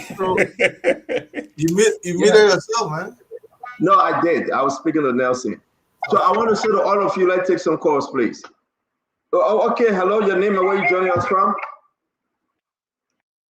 Your name and where you joining us from? Hello? Yes, talk to us now. Be fast. Your name and where you joining us from? This is Karen Safa. We are calling from Grand Judah Radio Station. Grand Judah all the way in their house, my friend. What you make about Director Brown resigning? Well, as a church, and we really love people, we appreciate her for her decision. As her own decision, we think that she wanna forget resign. And also, like to see that the former NEC boss, the councillor Graham Mususka, we appreciate that she will be reappointed by our president so that the issue of electoral activity can go on based on her experience at the table of justice and the cabinet. Thank you so much. Thank you, my brother. Thank you very much. So let's go to the phone line. Let's take more calls. I believe Nelson is in studio now. We want to say to all of you, we'd like to hear you exactly what's your take. What's your take? Your name and where you joining us from? Your name and where you joining us from? If you call, please do not hold on to the phone line, Nelson. Let's take some calls from you. We'll take 1 to 10, and then we'll make our way to the Gafwan issue and that of Samuel Tweah. Again, if you call, please do not hold the line. Your name and where you joining us from?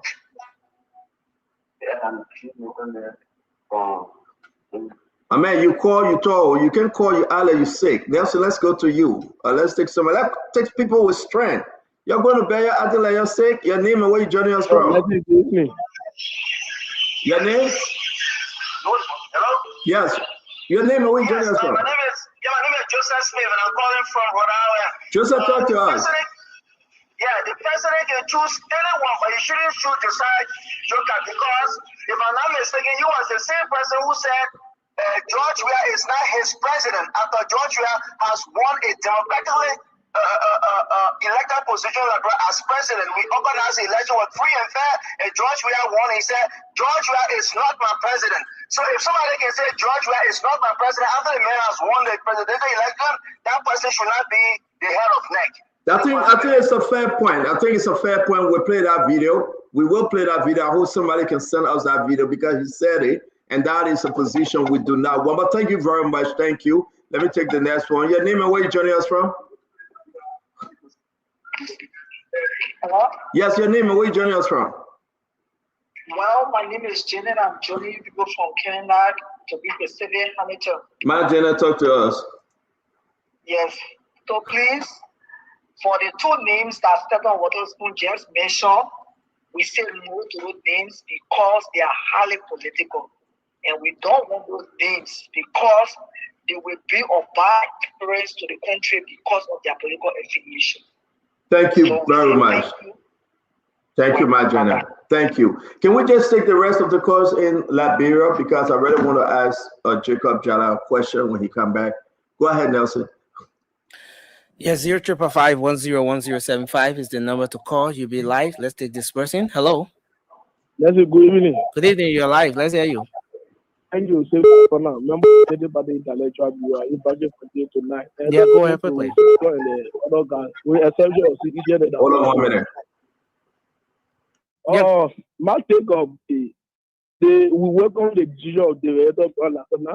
But as a group of one, I think that the way the president, the head of Allah, no, now they are more the correct will do that. Okay. Should be suitable and should be accepted. by us. Nobody else that. Thank you very much for your input. Hello, your name and where you come from. Hello. Hello. Yeah, hello, you're live. Let's hear you. Yeah, my name is Tony calling from District 16 Utah. Yeah, go ahead quickly. Let's hear you. Yeah, Joseph Joker, a long time with is not a good people to serve a lot of position, but all to say this, if even if we bring out the door to be community chairman, legal community chairman, you know about to say win election.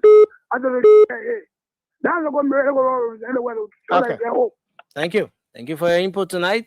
Keep your calls coming to 0555-101075. Hello, your name and where you joining us from. Let's hear you. This is the voice of M. Lamin calling for Soviet to be precise. Yeah, go ahead. Let's hear you. Yeah, thank you so much for the topic on discussion. And the other brand to be election boss. If I said the election will go for I go if you are United Party, trust me. Because these are people that are very much better with the city. You see, for one part of the election committee on the motion, you see in La Bro, people political party to the SNR. You want to get all to the political party. Then which of the position will be okay. For them. Thank you very much for your input. Thank you very much. So the guy that want us to run. Let's come to the next thing. We got some breaking news. We want to confirm it. Once it's confirmed, we're going to follow this story again. Another suspension coming through the wire. We discussed that. It's very important for us to do so. But let's keep on moving. Want to say yes, indeed, we can bring Jacob Jara back. Nelson, thank you. Please don't go too far because we're about to jump into the Samuel D. Tweah conversation. Ladies and gentlemen, welcome to Spoon Talk. It's always good to have this conversation. To my friend Winfred Russell, sorry that Dr. Richardson is having some very tough time with our internet, but we will go on. To all of you joining us out there, let's have a Spoon Talk. Samuel Tweah was in court today, but something is happening. Something seriously happening. After they begin to select the jury, right? And think when we get Councilor Guya, if you choose to speak to it, begin to appoint. They appoint 6 out of 9, I think. The country's Solicitor General, Fayad, he spoke today. There's something going on. He accusing Samuel Tweah not about national security instruction that were given by former President George Weah. He directly accusing Samuel Tweah that Samuel Tweah and others ate the money. This is a direct accusation, no allegedly. He said he got so many evidence to prove to the court that Samuel Tweah ate the money. He said Samuel Tweah lawyer, Arthur Johnson, admitted. Yes, this is getting serious. They went to court today, they came outside and they started firing. Did Samuel Tweah eat the money? Stand for, did he eat the money? Honor Joe, we are. This SG saying Samuel Tweah and others ate the money and they were paid. He got his evidence. I thought we were done with the Samuel Tweah story. Quickly. Just a Samuel Tweah. Now, I don't want to use the word people say, I use the other, oh, Senator, you said Samuel Tweah was dejected. No, I'm not going to use it. Samuel Tweah looking fine. He fine, he happy. God bless his soul. Then Samuel Tweah, his lawyer, Arthur Johnson. I can't wait for the trial, man. I can't wait. So let's go back to the tip. What did Arthur Johnson say is very important. Then we listen to Solicitor General, then we come in with our opinion. Thank God again. Can you back by ran away, but we still get Councilor Guya. Let's listen to Arthur Johnson. Good afternoon, Councilor Johnson. Welcome to the media. Yeah, look, let me just make something very quick and clear. The last time the Solicitor General came here and told you people that the defendants in this case have confessed to the crime, that is a lie. It's not true. No one confessed to a crime. There is a difference between confession to criminality, and making a point. Confession to the crime means the man is admitting to the crimes in the indictment that he committed the offense. That is not the case.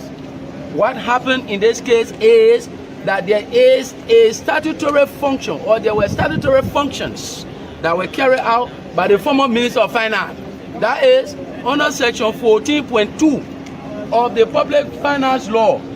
The law says that the Minister of Finance has the authority, statutory authority, to authorize payments that have been recommended by any of the branches of government within the budget or authorized within the budgetary laws of Liberia. And that is exactly what the Minister of Finance have done. And that payment was made to the appropriate administrative agency that was authorized at the level of the National Security Council by the President of Liberia at the time, His Excellency George Weah. And so on the basis of this, no one should criminalize when the Solicitor General comes out and says that was confession. That's not confession. Confession is all of the allegations that have been made. Yes, we agree, we the one committed. No, there was no crime here.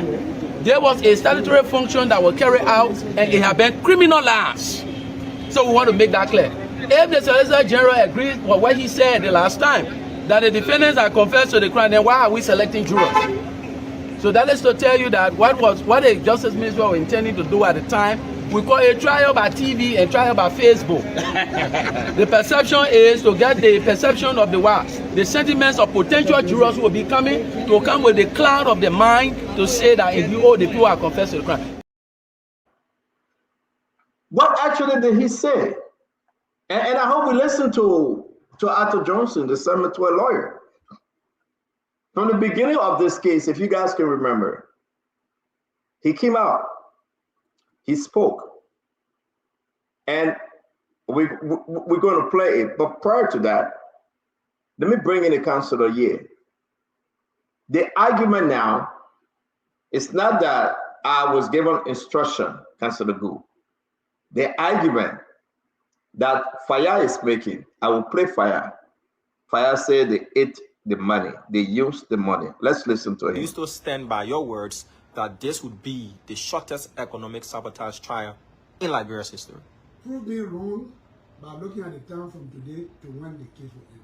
Okay. Prove me wrong. All right, sir. Because I can assure you, when there is a truth, that which is truth, it's easy to be told. It's easy to be told. We present our case and let them come and they say, I'm sure they will use the same system, Article 61. And that one, if they use it in court, they will boo themselves. Nobody will boo them, they will boo themselves. They will, we lie. Because Supreme Court will not support them, and that court will not support them. So what they did is a simple theft. Simple theft. The best thing they can do, they hire experienced lawyer. Go and pay that money quietly. Or else, they will stand the chances of paying the money and going to jail. For anyone to think that you will take that kind of money, put it in your pocket, and your pocket is swelling up, and you think you will go free, not by sight. Not by sight. Thank you. They will have to restitute that money. They took it and use it. They ate the money. They ate the money big time. And so they will pay it big time. Councilor, let us talk to you. But what's your take? This is not in the courtroom now. He's directly going after them that he used the money for personal gain. So, Senator, when you brought this thing on the last time, I told you, I said that from the side of Tweah, if Tweah and others used the money for national security purposes, they will say nothing in court. They will not explain how they use it. And I said that the burden will be on the state now to prove that the money was not used for national security purposes. And if the Solicitor General is saying today, or whatever time that he said, that they ate the money because it's been direct, definitive statement, that they ate the money, they pull it in the pocket, and the pocket are swelling. You understand it? Then you can see that it's going to be a real good case for us to follow. Because one person is saying that I used the money, I had the authority to spend the money, to disburse the money. I did, under the authority that I have by law. And one person is saying, yes, you have that authority to disburse the money, but you did not use the money for the purposes that you say you use it for. You use it for other purposes that show you benefited from it other than the state. So that is theft of property. That is misapplication of entrusted property. That is misuse of public funds. So that is illegal disbursement of public monies. So all of those crimes that have been listed in the indictment, the burden is on the prosecution to prove it one by one, crime by crime. You must prove that the money was used for personal, activities other than what they accuse are saying that they used the money for. So the Solicitor General had laid out his case. He said, well, the people's pocket are swelling. And if you think that you can take our money and put it in your pocket and swells and you go out and the thing where you eat it big time, you're going to pay back the money in big time. So it means that the state has something. As for me as a prosecutor, but then when I was a prosecutor, when I spoke, with that kind of figure, I had something. You know what I'm saying? I knew exactly what I was going for, so I had something. So I expect that the prosecutorial language has been spoken by the Solicitor General. There may be something that I think I have as evidence. So the accused persons are saying that they used the money down. They are not saying, Tweah, is not saying that he did not disburse the money.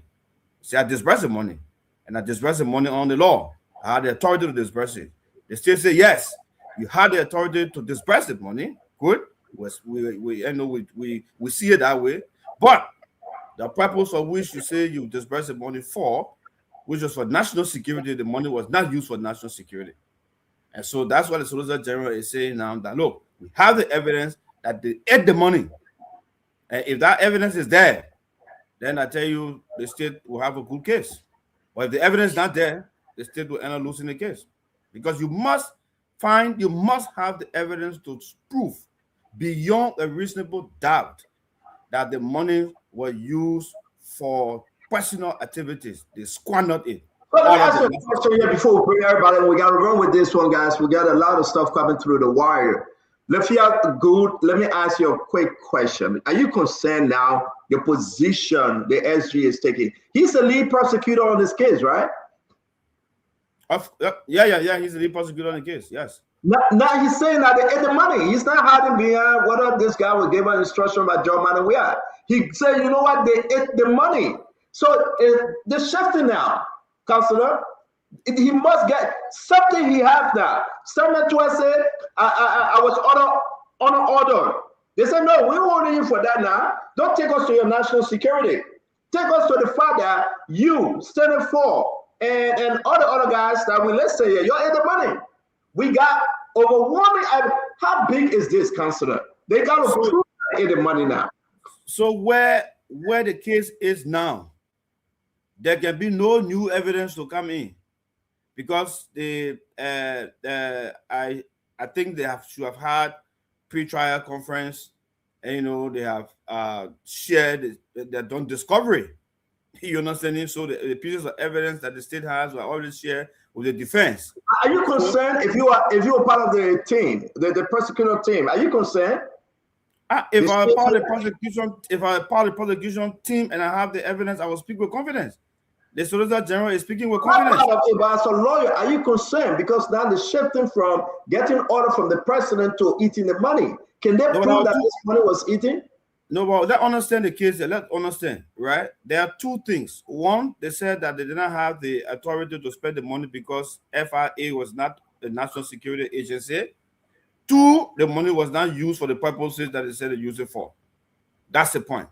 So okay. when the Supreme Court and corrected it in the ruling about Tweah being a member of the National Security Council, the issue now that the end is about how was the money spent. Granted. So it's going to be a very interesting case. How was the money spent? Tweah said he used it for national security. The SG said no, you ate the money. Then the SG will prove it. That's how it is. Thank you very much. Let me bring in Jacob Jala. This thing is turning before we go to your board chair here in America. Dr. Rich is saying, let me bring you in, Jacob. This thing is turning. Before I do that, let me play all of the clip because we interview Fire today. It will be very important when they say these guys they must pay. Let's take a listen to this one. You still stand by your words that this would be the shortest economic sabotage trial. You still stand by your words. I'm sorry, hold on 1 minute. I'm trying to find the right clip that came forth today concerning this. Leaving the court just a few seconds ago, and Councillor Arthur Johnson did meet the media and accused you in particular about telling the public that indeed his client did confess to the crime. Well, if there's any difference, you always see it. But I think there nothing different would be from what I told you before. What I told you before is the real statement. It's a statement of fact. Besides the crime, he himself stood where he stood judgment and said but it was under the national security. He, Arthur Johnson, said that. He described your statement as a blatant lie. Well, if it's a lie, then you'll review his statement. He made the first interview. The interview was made right in front of the court there. That yeah, the people took the money, they used the money, but they used it for national security. And it was never used for national security. We maintain that money was never used for national security. They took the money, they stole the money in LA. They stole the money in LA. So that's not a national security issue. We know national security. We've been working with the government for long. If the money is used for national security, there are rules governing the usage of money for national security. One person can't go anywhere and take the money and say, you use it for national security. What is national security? The money they use in their homes, a national security money? No, it's not national security. They never use it for national security. There was election season. Election Commission have budget for national security. They have budget for security, covering the entire security, the immigration, the police, and all of those people assigned there. That budget is captured. How can you use the state cover and you are deplete the state cover, you say you use it for national security? It's not national security. Now, I don't have the issue of talking about the matter normally that before the court, because when the matter is in court, the court will decide. And the judge that will be before, there are no nonsense judge. If you discuss the merit of the case, he claim on you. What I will tell you people is that we have selected 9 jurors today. We need only 6 more for all to commence producing the evidence. And we will tell you people, we have a very good side. We are good side. So yeah, ain't listen. So let me bring you in, Jacob. Jacob, yeah, this thing is very important for us to understand, though. These guys are going for more. But Stanton, let's be clear here now. We're people who have the sharpness of mind to understand some of these things. We may not be legally qualified, but I think this is outside of the realm of law now, at least because these things are being adjudicated now on the pavement on the street between lawyers. However, the thing I want to make clear from my point of view is that the debate between Arthur Johnson and the Solicitor General. I, of course, listen to the Solicitor General. I don't know whether you're never to find a tip about confession. He did actually say that the defendant, Samuel Tweah and Olapo, confessed to the crime. Now, Arthur Johnson is saying that's a lie, and I think that's a lie, to be honest. They had no point in time. Arthur Johnson is the representation, legal representation for they have admitted to commission of the crime. And Arthur said that if we have admitted to the commission of a crime, then why are we selecting jurors? So I think English is not our first language, and I can see that we all struggle with it. The Solicitor General probably struggling too, although we all struggle. It's not our native tongue, so we sometimes misuse the language to our innocence, so we can forgive ourselves for that. But that's not a confession or admission to a crime, factually speaking. That's one. Two, if we look at the direction of the case, I don't think, because I'm on somebody who have been following, I've been following very meticulously. I don't think the argument, I think particularly from former Finance Minister Tweah, has ever been that we did not expend X amount of dollars. I think that's not under contention.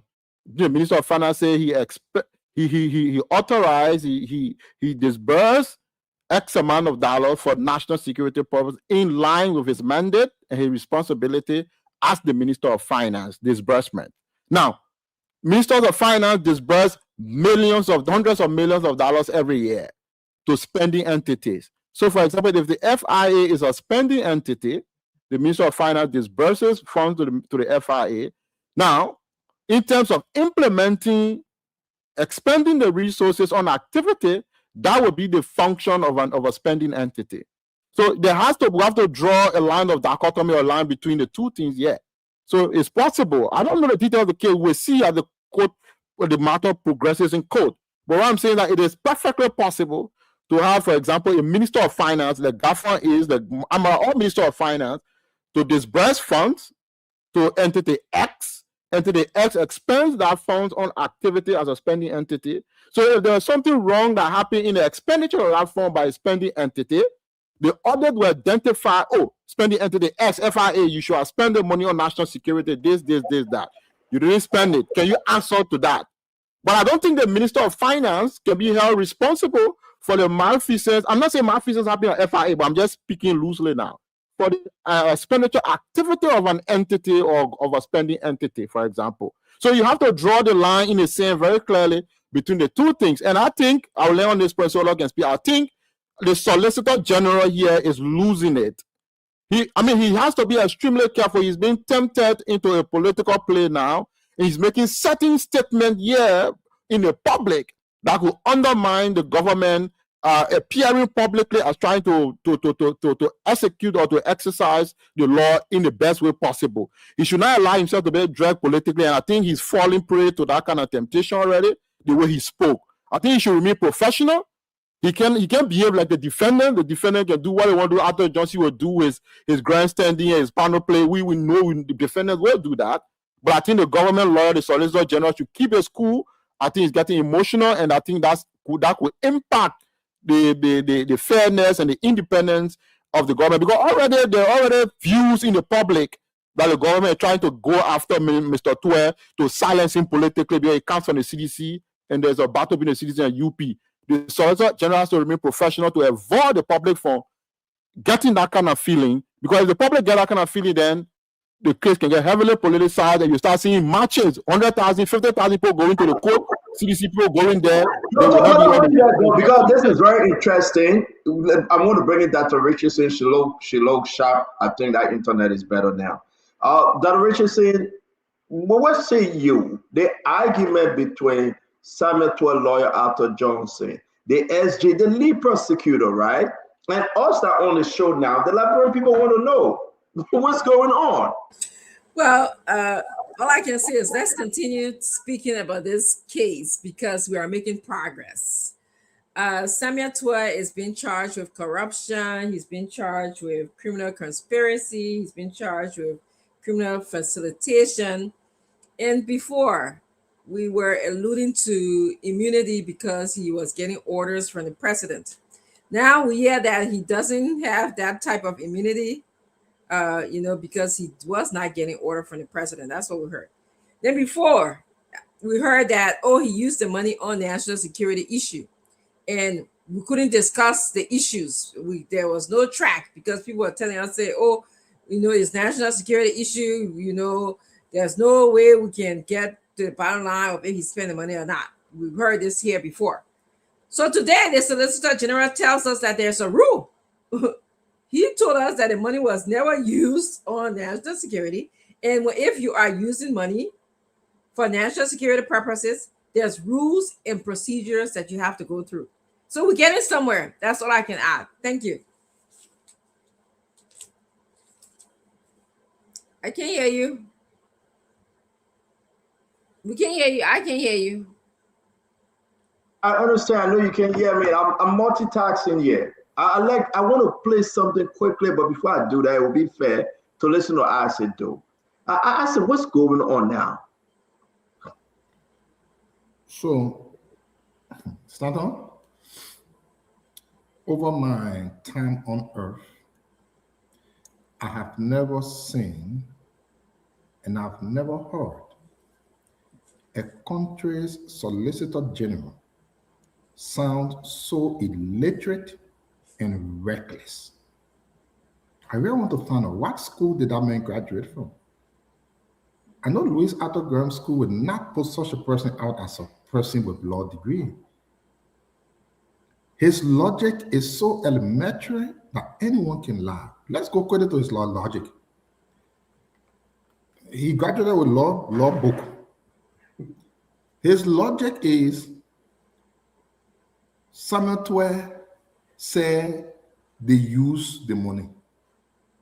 For the fact that they said they use the money, so it means they ate the money.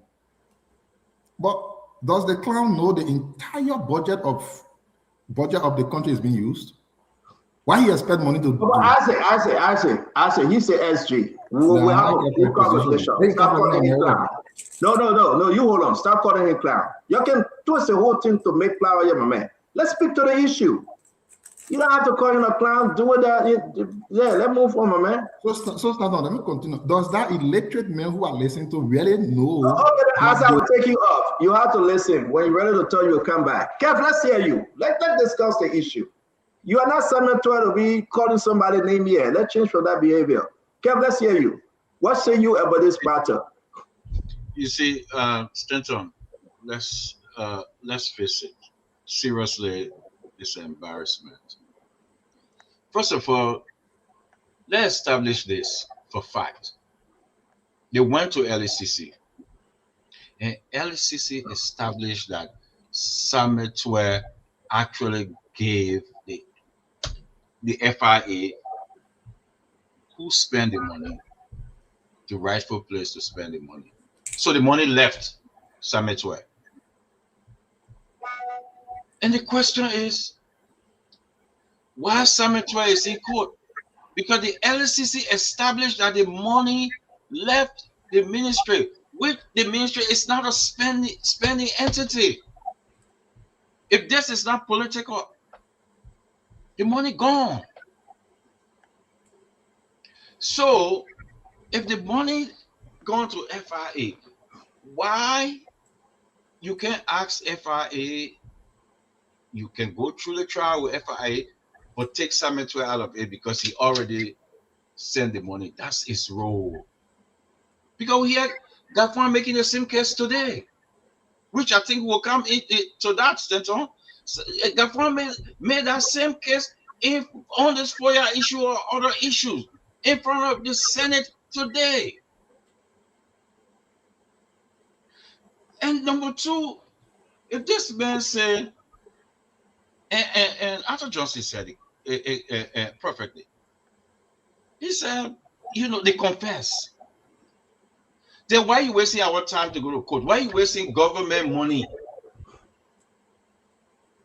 So if they confess, the case should be over. Finish. So how can you? But the fact that he can tell the Liberian people that Samuel Tweah then confess, which he is lying, is not true. That shows that everything he's saying and all the confidence that he portraying is not true. So let me clear exactly what happened, Kev. I think you're going there. We'll talk about the Gafwan on the side, right? It's very important for us to talk about that because it's true. Gafwan said Joseph Boyga instructed him to go take money and get to NSA, but we'll come to that. Let me play not this court's period, the last time when they visited the court. This is exactly what the SG said. So what do we expect? What do we expect in the matter was rare. The matter says the court should be doing jurisdiction. And there's nothing else to be done because the people admitted that they took the money. So they took the money. So which means we expect this to be one of the shittiest economic sabotage case in the Republic? Possibly. Wow. Possibly. Okay. Are you not troubled by the court? We are not. This is a ruling for the. So let me stick with that, right? He said the court admitted. Kev, I'm still with you. But what exactly, Arthur Johnson, what exactly did he say when he came from the court? The admittance that Fire is talking about. Let's hear Arthur Johnson. Arthur Johnson. Welcome to the media. Arthur Johnson, good morning. How you doing, gentlemen? What do you know of today's ruling? Well, today's ruling, we know that the judge has scrapped onto himself an authority that he doesn't have. when specific provisions of the Constitution are raised as subject matter of discussion in a trial, a court of limited jurisdiction, specifically a trial court, does not have the authority to interpret the Constitution. That authority is ascribed to the full bench of the Honorable Supreme Court.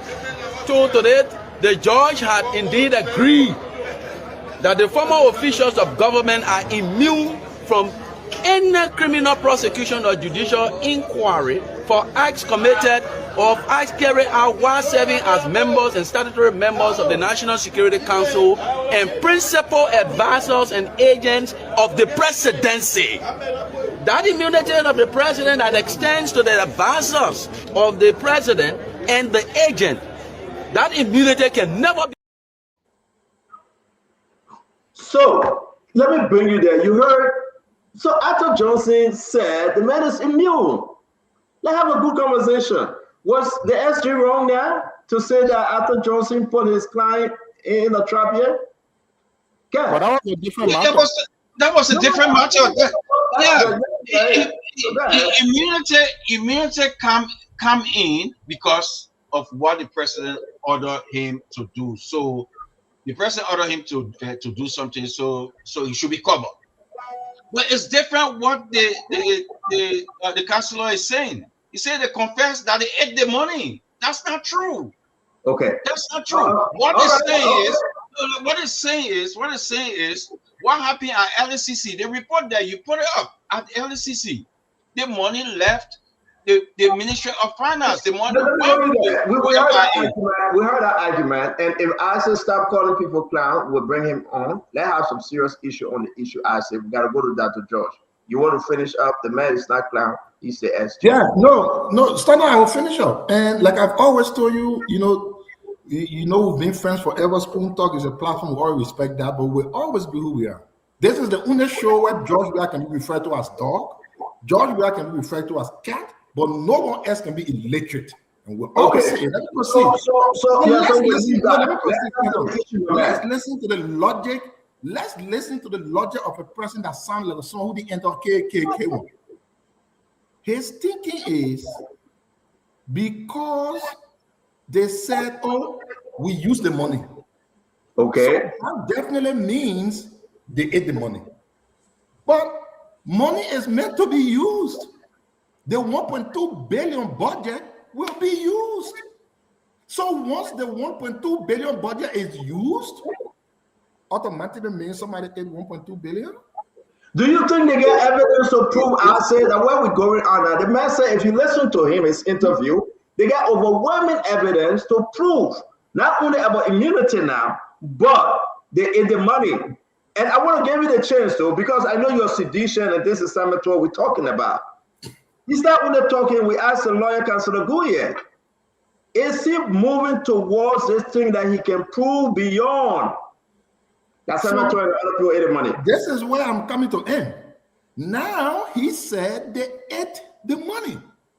We come back again to question his education for the fact that a solicitor general should know the least thing of how a government runs. That the finance minister is not a spending minister.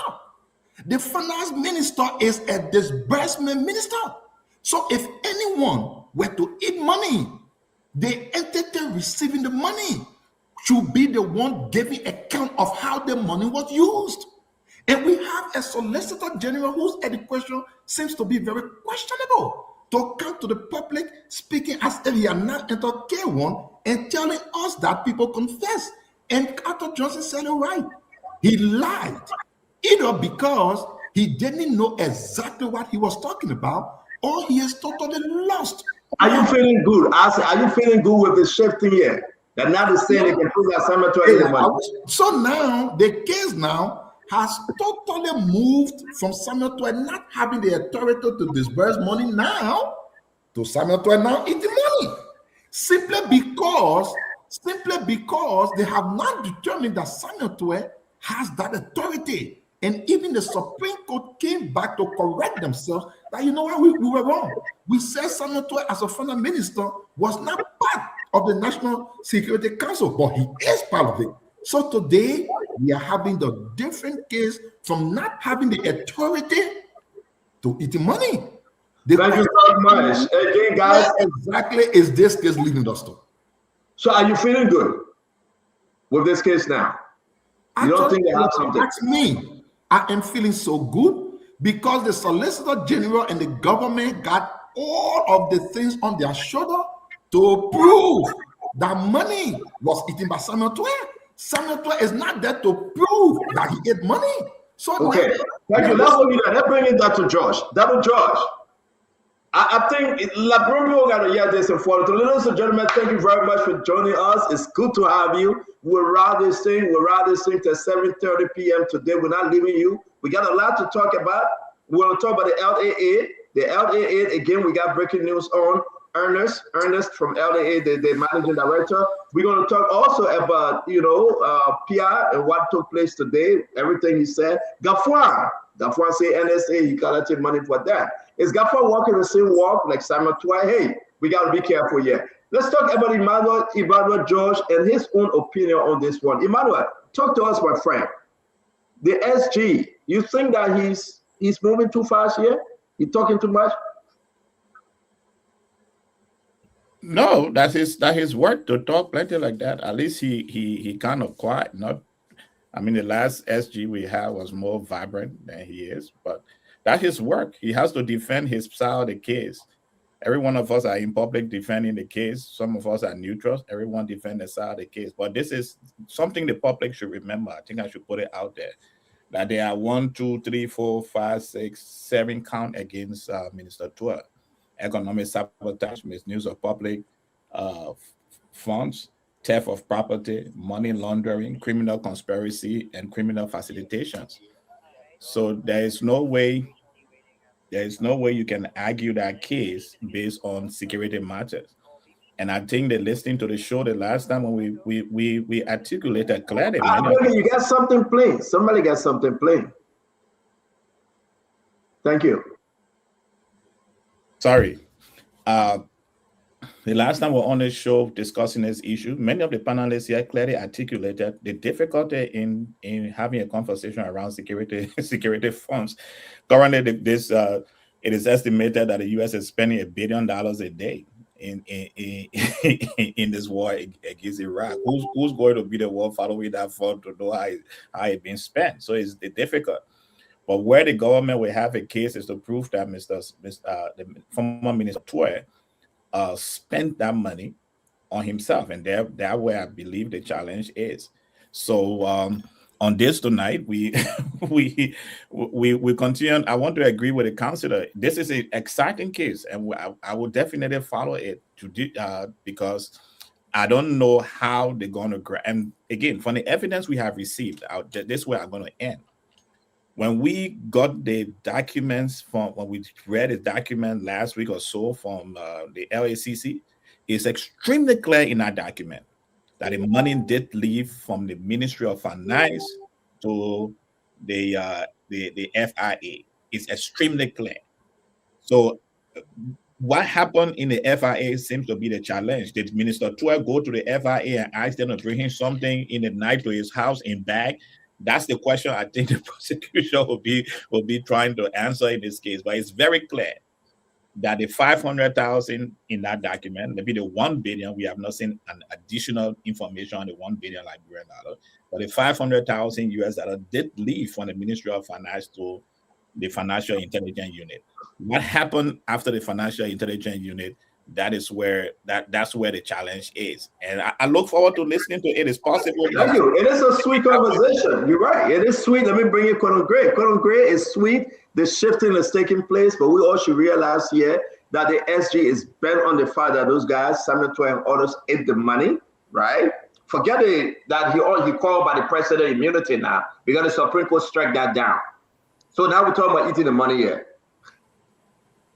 Stanton, Augustine Fire is one of the smartest people I ever sat both at the undergraduate and graduate level with. Very smart guy. But here's the deal.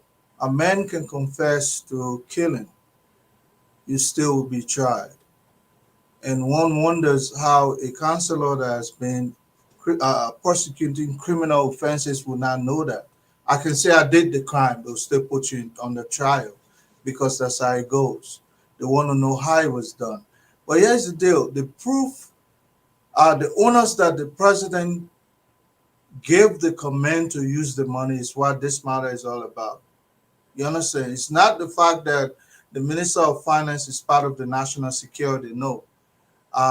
The fact that you say the money was used, there's a documentation process that involved. If he sees you mark it down, national security, the mayor is telling you to show me that this was used for national security. A man can walk in court and say, we use it for national security. That's not a carte blanche. Go, the money was used for national security. In other words, this case borders on show me that this money was indeed used for national security. You don't have to tell me what aspect of national security, but just let me know how this command came from the president to you and the money was used for that purpose. That's what this is boiling down to. First, the other guy say I got immunity because I was given order by the president. Show us the order. I use this money for national security. Show us how. Or tell us where you mark it down to say national security before disbursing. They are saying that you disburse the money not in consonance with the president's acquiescence. So as a result, you send it to somebody illegally. Prove to us that you did not. And if they are not willing to share some of the method of using that money, then it's going to be something else, Stanton. Yeah, thank you very much. I beg you, I will come to you. Let's see. Jefferson is the last person who will come to you. Jeff, welcome to the show. Let's hear you on this. Unmute yourself, Jeff. Thank you, Stanton, and good evening to all the panelists here. Stanton, you know my stand on this Samuel Tweah issue, but I just heard Congress talking about Samuel Tweah should show them how he spent the money and how the money was transferred. Look, it is the government's responsibility to prove that Samuel Tweah did not spend the money for national security. It is not Samuel's duty to do that. In fact, if Tweah elects, he can go to our court and he doesn't say a word on this case. It is the government's responsibility to prove beyond a doubt that Samuel Tweah did not use the money for security reasons. And this shouldn't be a hard case because they got some of those same people that are working in the national security, working in the government. So those same people, the army, the chief of staff, are part of the security sector. You get some of the same people that are working in the police, they still work in the same Joseph Boakai police. So the people are still around. Let them go to them. Let them give them the proof that this money was never spent, but nobody's speaking out. The government have made the case about Samuel Tweah, and that is unfortunate for them. That's why I keep saying, I listened to the Solicitor General, and I was surprised that he even spoke that way. As a Solicitor General, to even be speaking on a case that is already, under the jurisdiction of the court and making decision and preempting what the judge will do is scary. It's scary. And it's terrible for the Solicitor General to do that. As I said earlier, Stanton, this case is highly political. The exact thing that they're accusing Samuel Tweah of doing is the exact thing this government is doing. You listen to Gafwan when he said that the Boakai authorized him to release money for national security in Lofa. And they're using that as an opportunity to siphon the money. So if Gafwan now has the authority to release money for national security, but under Samuel Tweah, Tweah doesn't have the authority to do that. I mean, how does that happen? Can Gafwan show us the document that Boakai gave him to authorize him to release money for national security in Lofa? Can he display that document now? And that is what they ask. But let me ask a question before we bring in Councilor Gray and Jeff. Let me ask you, Joe. Instructing finance minister to release money, I don't think it's a crime. No, it's not. To be clear, it's not a crime. That's No. the work of the president, right? But the movement, the way in which we're going to agree, there's a doubt, a lot of doubt. Not just because they say, yeah, Tweah instructed us, that Richard said. No, the doubt is, look what the SG is saying. They ate the money. It wasn't used for election because election money was budgeted. They can show proof that they have already put money aside for election. How can you say you move money, recognize for the same purpose when you already have money for election? So something is not adding up, and that's why let me bring in Councilor Gould. We'll move ahead to play the Gafan. We'll finish up, Jeff. Jeff, finish up. Yeah. So thank you. So Stanton, this is similar case now. Gafan has told us that the president has authorized him. And you know, 12 cases of two-prong, right? Tweah is saying that he was authorized by the president to do this. They say, no, show all the authorization. Yeah, now, can Gafan show any written authorization from Bouaka telling him, please release money for national security? Can he tell us? But Gafan is not on trial now. When you take over the ball, you put Gafan on trial, then Gafan will show that to you. Secondly, you follow all the reports from the LACC, all the accounts from all those that were accused that Tweah did transfer the money, and everybody received the money. It went through the procedure. I think that's the strongest argument. Tweah moved the money from finance, right? The money came from central bank. The people accepted, they approved, they say, yeah, we got the money. So how Tweah come in? That's not connection. That's not connection. That's not the asset though. That's the Nimba and Lofa connection border water right there. Let me add an acid though. None of them. In all the explanation as accused Tweah eating the money. None of them. Thank you. Councilor, you want 30 seconds quickly? We got to run to Gafan saying that Bouaka instructed him to in the same, under the same party. Let's talk to you. Yeah, Stanton. So I want to just make something clear to Conor Gray that in the criminal trial, the accused has the right to remain silent, even up to the point of the time for him to present evidence. He can say he will not say a word. The burden remains with the state to prove its case against that accused person. So Tweah and others, they don't need to go to the court to prove or to tell the people how they use the money. No. It is the government that's saying that they did not use the money for national security purposes, and the government says that it has the evidence to prove that the money was used for purposes not connected to national security. Because the government is aware that nobody will discuss national security matters in the public, need to say in the court. So the government is saying that it has quantum of evidence that proves that Minister Tweah, former Minister Tweah, and the others conspire, they connive. Thank you. Spend that money on themselves. That's what the government is going to prove in court. Thank you very much, Councilor. That's what we wait to see. Thank you very much, Councilor. We got to shift up to Gafan here. We're running against time. Again, I want to say to all of you, so that Richard said, I'm coming to you. Let me play the Gafan tape, right? Gafan said, JFB have instructed me also. Take a listen. Is this something similar here? And then we'll go to Dr. George. We'll deal with all the data today, ladies and gentlemen. A great conversation, though. We appreciate your time. Let's go ahead, Dr. Richardson. Let's take a listen. We also are facing some issues. Some of you are aware with the situation of our border. I am a member of the National Security Council, which has been meeting since Monday, including last night. We met as a cabinet while we're meeting.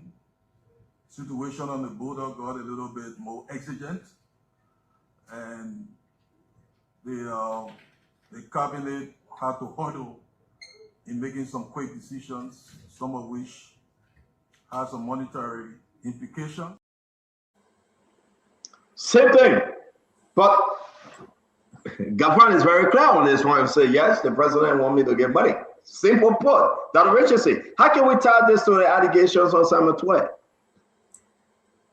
I hate to tell you this, I can't tie it to Samuel Tweah because in this situation, the whole world can see and know that there's an issue at the border, a very serious issue. So money came from other places to be utilized for that issue. In Samuel Tweah's situation, the SG told us that money was used other than national issues. At first, we learned that money was used during election period. So the SG told us he didn't see how money was used during election period when money was already allotted for election practices in our country. So today now, I can see we are remembering this day where Gafan is telling us he took order from JMB to use money for the border. We are remembering this day. I can see the issue, but we're looking for something that was happening. What was happening in Liberia? So serious. I've asked this question before. Okay. That amounted to us using 1 million, about 1 billion, Liberian dollar and 500,000 $6.5 million US dollars. Yeah. Okay. Yeah. What was happening in Liberia at this time? That's why I want to know. But Jeff, wait. We'll come to you. Ask you one question. Jeff, one question. Jeff, wait, man. Let's take it, Jeff. Let's go ahead. I'm kind of confused, Dr. Richardson. Gafan saying the president instructed. We know the situation, right? It happens. Finance minister get instruction from the president to move money around for emergency. Well, I don't think that's the key yet, though. The key, if we listen to SG Fayad, he says cemetery another pay the money. So Gafwan's saying that we will move money for these reasons. Why are we tying that? Oh yeah, Gafwan saying, yeah, cemetery and national security as per the act. That was amended. Yeah, cemetery move money. But should we tie Gafwan now because he's under instruction to move money? Emmanuel George, I think for me, I'm not getting the connection yet, though, Emmanuel. Can somebody from CDC give us a stronger argument if they want to use it as a supporting base? So, well, I'm not from the CDC. I think we got 3 of them. That's what I'm asking you. You're not from the CDC. We'll keep the CDC for that. Okay. No, you end up saying get someone for the CDC. You got 3 of them, yeah. But that's the thing, Standard. What we have here is I think I agree with Dr. Richardson on this point is that, and maybe we're getting the code of law, and that's why the case is very interesting because we don't know what was going on. This is an invisible security situation that is not in the eyes of the public. The situation we have, on the other hand, with the current Minister of Finance is a visible situation that is in the eye of the public. So every one of us have seen in the last 48 hours, what is happening in Solomba, Foya District, Lofa County. So we can understand what Gafwan is talking about. And he's being brought in the public to speak to the senator. So is he at the public hearing? But in a situation with former Minister Tweah, it happens to be an invisible, quote unquote, invisible security situation, largely around the election season that was only in the eyes of the security personnel. And this may be top secret. It's very possible that this case may have to go into a closed hearing because what will be reviewed at the point of this case should not be in the ears of those of us who are in the public. It's restricted situation. So that's where the difference is. The difference is that Minister Tweah's situation that he's defending right now happens to be an invisible security situation that was not in the glare of the public. What Minister Gafwan has today is something that every one of us have witnessed in the last 48 hours. So let me bring it as to do. We'll come to you, Jacob. Let me bring it. Wait, get Jefferson, hold your peace here, my man. Start rushing. I said, let's hear you. Make a connection, Isaac. We will continue to educate our people. They will insult us. They will act like they are not listening, but when they leave the show and go home, they will be repeating what we've said in their mind, and they will agree. Some of people, funds for intelligence is not meant to respond to an action. It's meant to prevent an action. If an intelligent agency uncovers something that should have happened, that expenditure goes towards that prevention of the act. But if the act does happen, the responsible government agency is the one now that overtakes. What do I mean? Let me bring it down, because I like to break things down. So, hypothetically, someone is looking to bring guns in Liberia. The expenditure for that person to be prevented, the intelligence goes towards the intelligence people. If the person does bring the gun, the people that will go arrest that man is not intelligent people. It will be the police, it will be the army, a shift on it. So if anyone should be in court for money, it should be Minister Gafuan, because Minister Gafuan is telling us that the president asked him to spend money towards intelligence gathering that has already happened. We expected that money to be going now towards the police, towards the AFL, because they are the ones responding to the action. The NSA should be getting intelligence, making those ready for it not to happen. Again, I will come back, stand up quickly to end, that I am still of the opinion that the Solicitor General will need to take little time, take books and read. Samuel Tweah disbursed money to prevent the situations that happen in Lofa. To prevent. He did not disburse money to react to a situation that happened in Lofa. I'm hoping. Samuel took money for a situation that happened in Lofa. You say?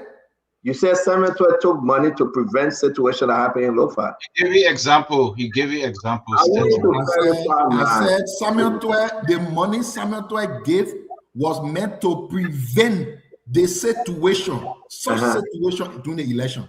So again, you say in Lofa, that's why I wanted you to be clear. Yeah, that's what I'm saying, to prevent such situation from happening in 2023. So if something like that would have happened in 2023, Samuel Tweah will not have disbursed money to National Security Council. He will have disbursed money to either the police or the AFL that Mr. Gafuan should be doing. So my people are on the show, we beg you, let's use the little logic God gave us, the small one. Thank you, Isaac, though. And guys, everybody will speak to this, right? Let me go to Jacob and come back to Conor Gray. The reason why I said, okay, let me take it. The reason why I said is very important for me, for the Solicitor General, not to fall in the trap of trying to politically or intellectually litigate this matter outside of court. It's because he's going to expose the government or himself, because there were so many holes in what the Solicitor General said today, just from any simple-minded person looking at his presentation. For example, he said something about the National Elections Commission. They spend money on national security around elections. He said he worked at the Elections Commission before, and then the Elections Commission got money there for security. The money the Elections Commission has for security in the budget has to do with Elections Commission activities. It has nothing to do with intelligence gathering, NSA, the AFL, and all of that. So if that is his argument, that argument is extremely poor, it's extremely weak. He can't make that kind of argument. I mean, at least outside. So again, I will go back to the original point. We're looking forward to this matter in court. I'm getting feedback, but I don't know. I'll just keep going. Yeah, guys, can we all mute, please? Yeah.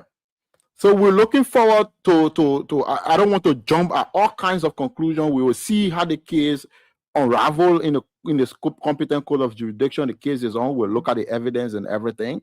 But the reason why some of us, which is why I'm speaking about it, because the Solicitor General brought this matter in the public forum for public debate. So I'm sharing my perspective, on his view on the matter. Now, you talk about the current Minister of Finance. Yes, the current Minister of Finance is expending as national security money and all of that. And for me, the Union Party government needed to be extremely careful in terms of how they proceed with the whole fight against corruption.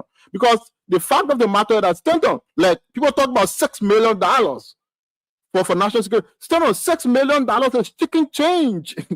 When you talk about trying to pay for the peace. But $6 million, if it is stolen, it's not chicken change. We're not talking about the expenditure. We're talking about let me end. I know. If it is stolen, of course, it's not chicken change. I agree to that.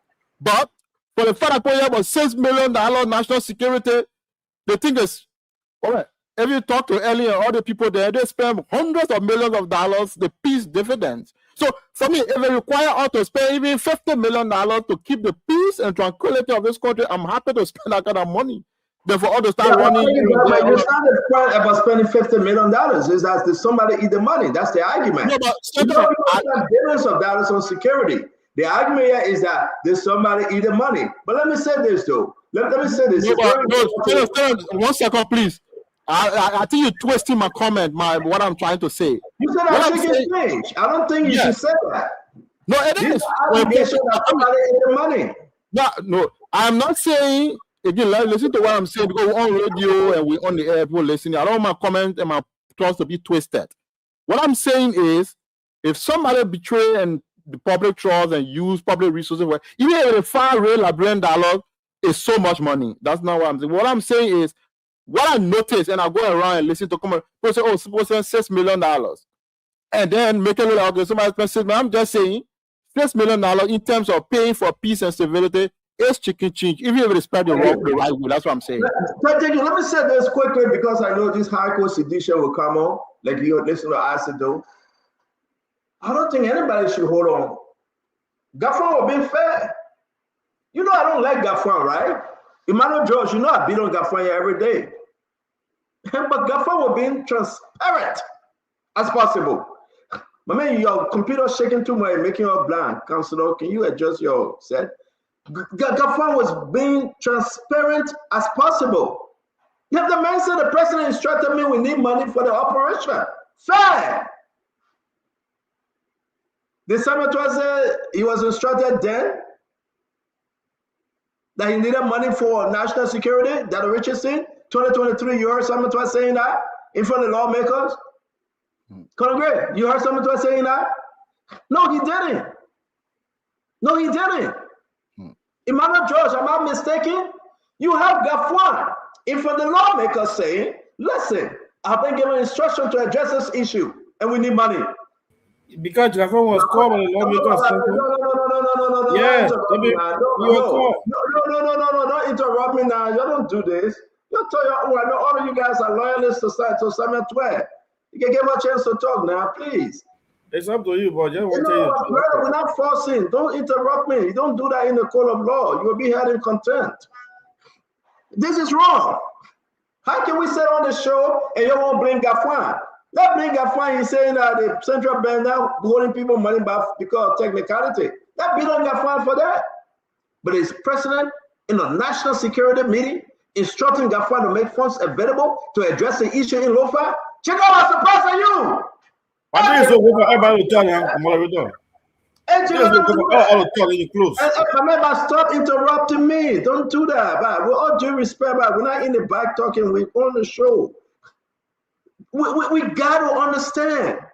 If we don't have an argument to make on a grade, don't make one. Take Gafwan out of this. Then tomorrow when you win, go behind Gafwan and say, Gafwan, you said the president gave you instruction to move money. Who you getting money to? Let's see the paper. Aha. Then Gafwan will say yes. Yes, the document the president instructed me. Gafwan will say yes. We moved the amount of money. Yes, to check stuff. Go and ask national security. It will be very clear. But because Gafwan said you want to hold him, let's hold Gafwan on something. I disagree with my seditious friends on this show. I think they are absolutely wrong to make this comparison. Couldn't agree. Stanton, thank you. people can see that the exigencies in today for which money should be, redirected because there's a compelling national security issue. Let's look at what the qualification that was attached to the use of that money under Minister Tweah. He said for electoral purposes. That's the qualification, not just national security, electoral purposes. And that's why they're holding him back. Then the counselor, the Solicitor General said, no, monies were allotted for electoral purposes and any eventuality within our elections, clearly. But I think the Solicitor General, in my opinion, may have a very, stingy evidence.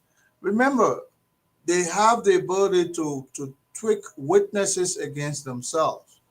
I want to believe the chairman of the national security of Liberia under President Weah, you understand, said in that transcript that he was not consulted. It sounds like somebody they will use for state witness. Now you have to prove that if the president is making, if the president is going to give an order, it will go through that corridor, because you know what? That's what the president will do. The president by himself will not will go through his national security advisor. So I think that guy might be a state witness or so. Imagine if that is, then if he's not aware of it, the disbursement, come to the transcript that we read it that day. He's not aware of it, and it clearly said they didn't see any transmitter between his office and that of the rest of the National Security Council, for which the Minister of Finance claiming that is a part of. But remember, there are precedents also in the books. In the past, we've said if a president gives an order, one, not only must you be able to prove it, maybe they didn't say that, but under the Browning-Samukai situation, it has been proved that that's not a reliable remedy for you to disburse money. Let me ask you, because we got to go. Why is sedition connecting what Gafran said today to that of the allegation on Samuel Tweah? I don't think you get any connection to it, though, Conagre. No, it seems as though people are lost for words, so they're looking for what we call the heckle theory. In other words, you asked me, well, why you burp? Then I didn't tell you that, oh, I'm choked. But they choke. You know, the fact about the matter is, sedition will find anything to hold on to. That's part of the displaced aggression. They're holding on to that because they feel like, you see, the president is doing this, so therefore leave our man alone. Two different situations. And thank you very much, ladies and gentlemen. This will be interesting. We'll open the phone line. Let me bring in Jefferson Tessin, Winfred Russell. I think Kev have not spoken. We'll get to that. Jefferson, let's hear you. We'll open the phone line. So, Stanton, thank you. So my first question is, there's no money in the budget yet for security. If we take in the Solicitor's General statement that there were money allotted, there's no money allotted in the budget yet for security. Why they can't use it? Why is government being authorized to spend additional money that is not budgeted? Why is that? Why they can't use the money that is in the budget for security? Why they can't use that money? Let them go in the budget. There's lots of money they allotted to NSA. They allotted to other security sector. Let them use that money for the security operation. Why are they authorizing Gafwan now to release additional money for the Lofa incident? So yes, the case. The Solicitor General is making statement that will undermine his own case. In fact, and I have said to you over and over, this is a political case. The Solicitor General has no evidence to prove that Samuel Tweah ate that money. That money was released to the necessary agency, and in all the transcripts that we read here, none of them stated that Samuel Tweah or went back to them and collected the money.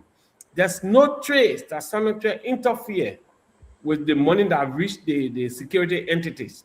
So I mean, he needs to come up with clear comments, not just that, oh, Samuel Tweah the money. Look, law is not secret. The evidence should be shared with the. And again, we will wait. That's what it will be in 2 weeks. They will be going for trial. We want to say thank you, Jefferson Chelsea. Yeah. Let me bring in my friend and my brother. That Richardson, you want to ask something quick? Yeah, I just wanted to say to Jefferson Chesson, your question is valid. If there's money in the budget for security, they want to know why, that they ask Gafan, where is he going to get the money from, whatever. However, you can't connect this to the case. You can't go that Gafan been getting money from the case that was done with Tweah. You can't connect it. How can you connect it? What's happening in Liberia, okay, during election season? Oh no, but Dr. Richardson, let me go ahead. I beg you, Chief Jefferson. Let me address that real quick. Then we'll move on. Dr. Richardson, 18 point something million in the budget for intelligence. We know that, right? But Gafan didn't say the president said he must find extra money. Okay. And you know what? We got to be very careful with seditions here. They won't hold on to every straw because they are drowning. And that's a fact. So when you are drowning, you can even hold on to banana leaf, right, Colonel Gray? They want to hold on to every straw. Gafan didn't say, Joseph Baga asked me to go find money outside of the allocation, outside of the budget from different places. No, he said we need money now. Fair enough. Okay, so the 18 million, Gafan can go and hurry down and reallocate something for I beg you, Jack. Stop interrupting my brother. You're twisting the thing I'm saying. Jefferson, please be patient, brother. You take 5 weeks or you come back 1 week, won't interrupt or more jail. Yeah. So again, let me frank though. You know me, I can beat on Gafan. He not paying the people now. I will talk about it. He said I been problem, technical problem. I will talk about it. But this thing to connect, and I will add like my friend I said though, Lofa and Nima, they share common border. I disagree. And I will add like my friend I said though, in this one, Lofa and Nima, there's no common border. And everybody should know that Gafan sitting before the Senate and discussing, and the allegation on Simon Tweah, there is no common border. There is no common border whatsoever. Let me bring in Winfrey Russell and carefully take us home. I thought, No, you spoke already, Chief. You're the first. No, I didn't speak on it. I spoke on a close on it. You can go ahead, Councillor. Go ahead, Councillor. Go ahead. Okay, so today, I know Senator say sedition, but Senator, it's so smart. You brought the topic up tonight. You added this Gafan topic, added it tonight for a purpose. Maybe helping you. But let's be frank, Dr. Richardson. I'm not sure. Everybody got to start their own. Yeah, and Dr. Richardson, there are millions of dollars in the budget for national security. I'm sure it's not every day you can see some of the things that happen in Lofa. The thing that happened in Lofa a few days ago, not every day you see it happen. But money is in the budget, it's being spent every day for national security as intelligence. So when somebody says that we spend money during election time, and that's why I say let's wait for the trial. Because when somebody says they spend money during election time on national security, right? You don't necessarily have to see the threat, because the threat that comes is on an intelligent level. You get it, you spend money, it happens. I'm not saying that it was actually that's what they did, but that's what they said they did. Now the government says no. We understand, we know national security issues, but you didn't spend that money for national security. That's the key thing here. Gafan's situation today is that Gafan was called to the Senate. Gafan didn't just call big press conference and announce that, oh, the president gives me authority to spend money. No, he didn't go to Mika briefing to say no. He was called before the Senate. And these questions are sure were posed to him. That's how he had to make the statement he made. In the case of Samuel Tweah, there was no time for somebody to call Tweah to say X, Y, Z, what happened, what didn't happen, because probably at the time there was nobody knew and knew about such thing. Election was going on. So the two scenarios, they are quite different. And Gaff is where he knows. He knows that. In fact, Gaff, like Samuel Tweah, is protected on the law to disburse money for security purpose, for other purposes. But the difference with the Tweah and the Gaff case is that the government prosecution is saying that you did not use this money for national security purpose. But you're That's making the my difference. now. You're not on sedition. You're making my fair point here. That's my That's the argument. difference. You did not use the money for national security purpose. It's not about you having been authorized to use it, but you did not use it for national security purpose. And that's why we say we wait for them to prove it. And thank you, Councilor. We got to move One on, more guys. thing, I'm It's sorry. 11:07. We got to move on. I'm sorry. Let me just also say, Councilor Gore, I know you know that I respect your knowledge, but I'm gonna ask you. The SGO told us that there are rules associated with using money when you talk about national security. The SGO today, the tape that's still in play. That's what he said. Would you agree with him or disagree with him? Well, there are entities that are considered to be national security entities, part of the National Security Council. And there are procedures on how monies can be spent. So yes, you will have those issues as well. But whether a breach of those procedures amounts to criminality is another thing. Because the law must say these are the procedure, and if you breach the procedure, you will be penalized this, and this. So there are two different things from eating the money and from also breaching the procedure of disbursing the money. So if you breach the procedure of disbursing the money and they find out that the money was eaten, then they can link that you were conspired. That's where the issue of conspiracy, the conspiracy theory comes in. When the prosecution says you conspire to do XYZ, or you cause for XYZ to happen. That way, and you have to prove that in court. Councilor, that hold you right there. Councilor, that hold you. I want to give everybody a quick chance, guys. When you're speaking, I will bring Uncle Sam on. You know his wife is in a critical condition, but he want to give us update. So I know you'll be speaking when Trevor, so let's come to you. Uncle Sam will be calling shortly to update us concerning his wife, and we wish them very well. Winfrey, let's hear you quickly. I think much has been said already, Stanton, about this case. You like the point that Councilor Gould just made. Even though you may have been given permission or the authorization was to use this money for security purposes, but in the final analysis, it was not used for security. I beg you, Brother Russell, let me interrupt you. We have Uncle Sam. This is about his wife. Uncle Sam, welcome to the show. We all are so concerned and we're praying for you and the family.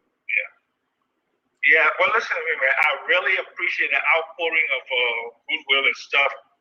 We're not out of the woodworks yet. We still have significant hurdles to come over. But when she did brain surgery, and she has some bleeding. She had a seizure and she fell down on the edge of the bed, and she, But Dr. Alvin Doe has done a fantastic job, and I'm very, very much impressed with how they done. There are serious limitations, but it's not like she was stable enough to fly out or what have you. So, but she is better than what she was earlier today. But she still has a long ways to go from recovery, so she's just basically stable for now. And I want to thank everybody for all of their love, all of their shower of, goodwill to the family and us. And I just want you guys to just pray and pray and pray, because I can tell you, Stanton, we can't afford to have this tragedy happen, here. So we want to thank you all for everybody all over the world, to tell you thank you for all of the support that you've given to us, and let God continue to bless us, and hopefully that she can make a recovery. But it is really touch and go for now. Yeah. Uncle Sam, our prayer, we say again, we wish you and the family well. God is in control. We pray privately, we pray openly, and we want to say you are strong, and we hope the hands of God continue. We pray continue with Madame. Again, we're standing with you, and we are here. Well, thank you so much. Thank you, everybody. Thank you so much. Only prayers can help us now. Today it was like, no way. Today is like 50-50, and hopefully, over the next few hours, the next few days, we just continue to pray, and because this will be really, really, really for her family, for me, my family, and all of that is going to be here. But I'm very optimistic, and I pray to God, and we just ask everybody to keep her and our family in prison. Thank you so much, Stanton, for all your good job. Thank you. Uncle Sam, hold on 1 minute. We'll just take this time to publicly do a quick prayer. Father, in the name of Jesus, we commit Uncle Sam and his family to you, his wife. Oh Lord, we pray, let your will be done. God, you protect her. Thank you for safe surgery. Lord, bring her back 100%. We ask for 100%. And we commit Uncle Sam's strength to you. We commit Uncle Sam's mindset, oh God. You be with him, be with the family, be with the hospital. Thank you. In everything, we give you thanks that you will see them through. In Jesus' name, amen. Uncle Sam, our prayer with you. Yeah, can I ask Uncle Sam a question? Amen. Uncle Sam, is he listening to you, Russell? Okay. Yeah. How are you, sir? Yeah, I'm okay, man. Yeah. Truly, we are rooting for her. We are praying for her. We're doing everything. My only question is that, I mean, there's no, I'm just curious because I know a lot of folks in the country do this. Is there a reason why? And I know South Africa has a Class A medical system. Is there a reason why she was not airlifted or sent to South Africa? Is there a surgery that can be successfully done in Liberia? She has swelling in the brain. She wasn't stable. Okay. And we couldn't take You her gotta in a plane stabilize that her. would fly high altitude. Yeah, Plane that would fly high altitude. I mean, there are one or two friends of mine in South Africa who have private planes that would have come and be our friends and family, but we were advised that there was no way that, like it was basically counting hours, Yeah. So the thing took, okay, I left my house at 8:20 this morning, and I didn't get back to like about 10:20. So I don't know how long she had been laying there, right? Oh, So by wow. the time we got to the capital, it was 11 o'clock, and by the time we did the CAT scan and they made all the decision on terms of, the degree of the injury, and there's only one brain surgeon. We actually two brain surgeons in the country, and only one was available, Dr. Alvin Dole, and he was not ready to, he was not ready because he was busy with other patients until about late this evening. So she just came out of surgery about an hour and a half, 2 hours ago.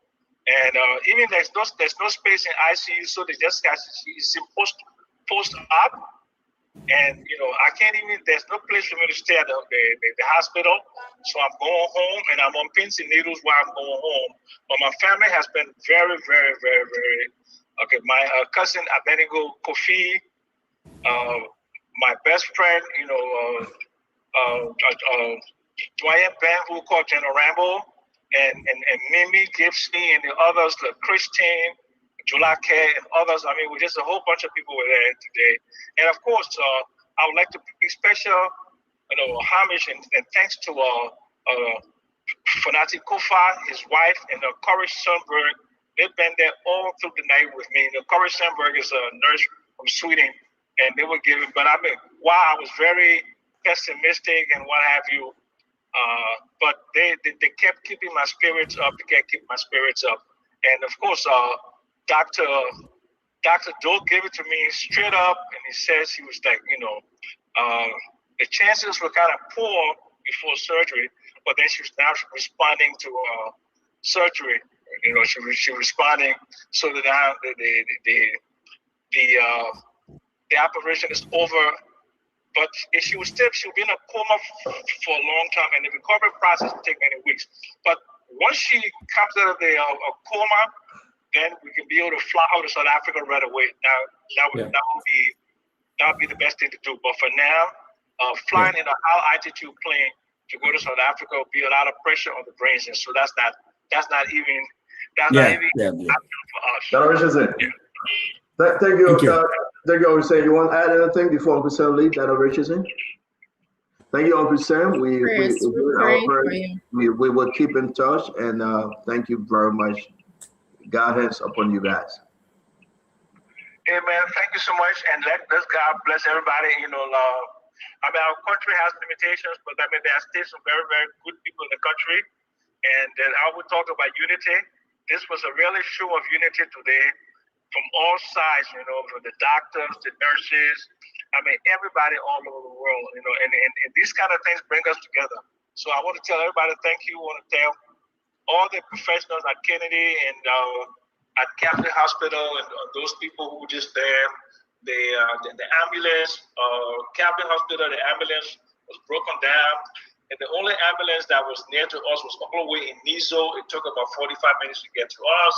But this specific tells us that we have to do something about healthcare system in this country, right? All of us. You don't put blame on CDC. You don't put blame on UP. This problem is not about. It's not partisan. We have a systemic problem in this country, and all of us should get together to see how we can solve this problem by being united. It's only unity that can make us a better country. Okay. So, but thank God today that so far so good, but we're not out of the woodworks yet. We still need lots and lots and lots and lots of prayer and all of the Google from you guys. So thank you so much. Let God bless you and let God help Tony, my wife, to recover. Thank you so much, Stanton. Thank you for everybody, the Stone family. Thank you so much. God bless you all. Thank you very much, Uncle Sam. And again, we say we have to stay praying. Thank God for everything. Thank you so much. Yes, sir. Yes. Tonight will be the first night in about 5 years that I've been all by myself. So, it's one of those things that just have to basically, pray to God, get on my hands and my knees, and just tell God every second, every minute that she's alive. That is something that I just basically tell God thank you for. So, but miracles do happen, guys. Yes, so it does. And I believe in miracles. I mean, if I have stage 3 cancer at her age, she's young. She definitely can overcome the hurdles. But Dr. Alvin Doe, I mean, class A. Oh my gosh, fantastic! Okay. There are clear limitations in terms of the medical system, but they did their best. They were on top of their game, giving all of the challenges that we have in the healthcare system, but they did their best. Thank you, Uncle Sam. We cannot fault anyone going further. Thank you so much, Stanton. You're welcome. And God bless you all. Bye-bye then. Bye-bye, Uncle Sam. Guys, we've been thinking about Uncle Sam's wife a lot, and thank God he called in. I think it's the best thing to do. We heard from Uncle Sam. She's trying. We give God all the praises. So at this time, we'll be wrapping this thing up. I know you were speaking, Brother Russell, and Kev have to speak, and then we'll be closing the program. We can announce that the information about the LAA Managing Director Ernest is suspended. The information is not adding up. He asked for 3 weeks off, but they have opened a major investigation. The board of LAA requested, and they wrote the president that the managing director is in massive corruption. They gave so many reasons, and the president have not yet approved the suspension, but we heard today that he was suspended or he took some leave of absence. But the investigation is ongoing. We will dig more into that information, but yet and still there's a major investigation of corruption on Ernest. We will put a picture up, and we will do our closing as well. Also concerning you listen to Jeremy Pierre, I don't want to go there because we don't have a time. Maybe we can continue on more. So let's wrap up on this. Right now it's 7:20. We got 10 more minutes, which will be 11:30 in 10 minutes in Labrador, and we'll be closing the show. Winfred Russell, you can go ahead, and Kev Hassan will close up. Thank you, Stanton. I think I'll just use my closing, and we talk a lot about all of the issues. You're talking about this Gafuan thing, and then Samuel Tweah. We'll come back to close. Oh, okay. Yeah, I gave my time to the counselor, and I just listened to him, and I augmented part of what he had to say. So, for example, at least from my layman's understanding of it, if you are given $50 to go and buy soft drink for a party that is taking place at the house, okay, and that $50 was to buy soft drinks, so Coca-Cola, Fanta, whatever, and then you took that money and bought a bicycle, okay, you have misappropriated the money. So you have misappropriated the fund. So even though it may have been authorized, but it was not authorized to buy a bicycle, it was authorized to buy soft drink. So that's my understanding of it. But you know what I've always said. The point was the bicycle for the house? No, the bicycle for yourself. Bicycle is not for the house. Yeah, then that's misapplication. Yeah. Okay, thank you. Let's bring in Kev. Kev, let's say it quickly. We got to close the show. Still a question to you, but it's rhetorical. And how you manage to sway some people to what you want them, the way you want them to think? Seriously. I want to Oxford University. I got 4 master's degree. You know, I see a corner here who's serving the military, following that full step, and you just carry him where you want him to go. I don't get it. I don't know. Well, you gifted, Stanton. You're very gifted. National security issue. If the money is in the budget, right? For national security issue, they ask Gafran and say the president and say, Stanton, if it's in the budget, it's already budgeted. You don't need the president approval to spend it because it's in the budget. The fact that he asking the president is because it's outside the budget. Then you got the corners agree with you. Yes, sir. Man. So how you do that? But anyway, Russell, what you just said, if you give that $50, if you give that $50 to your son to go and give it to your campaign manager, right? And your campaign manager acknowledge that they received the $50, will you be your son? Hey, Russell, this one, you guys. I don't know how Stato can. Stato, you gifted. I'm telling you, you get into those guys and then you bamboozle them. Kev, I was simply paraphrasing what the attorney has said. No, but you were all wrong. So what are you talking about? $50 was given to your son, and your son gave it to your campaign manager, and your campaign manager is the one need to explain, not your son, because your investigation showed that your son and this one. Okay. The issue is that thank God for Samuel Tweah that's sending you all that talking point. We want to say thank God for him. But I disagree strongly, though. This is like the councilor said.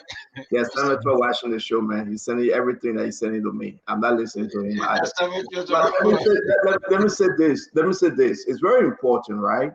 Like the councilor said, we'll get to the end. Something in this thing. We'll get to the end. Make no mistake. Because what is going on is just simple. Seriously. The SG, Conor Gray, he got something. He knew a lot. They spoke to other people. Witnesses have come up. His argument that the money that they put behind the say for election, it wasn't for election. That argument.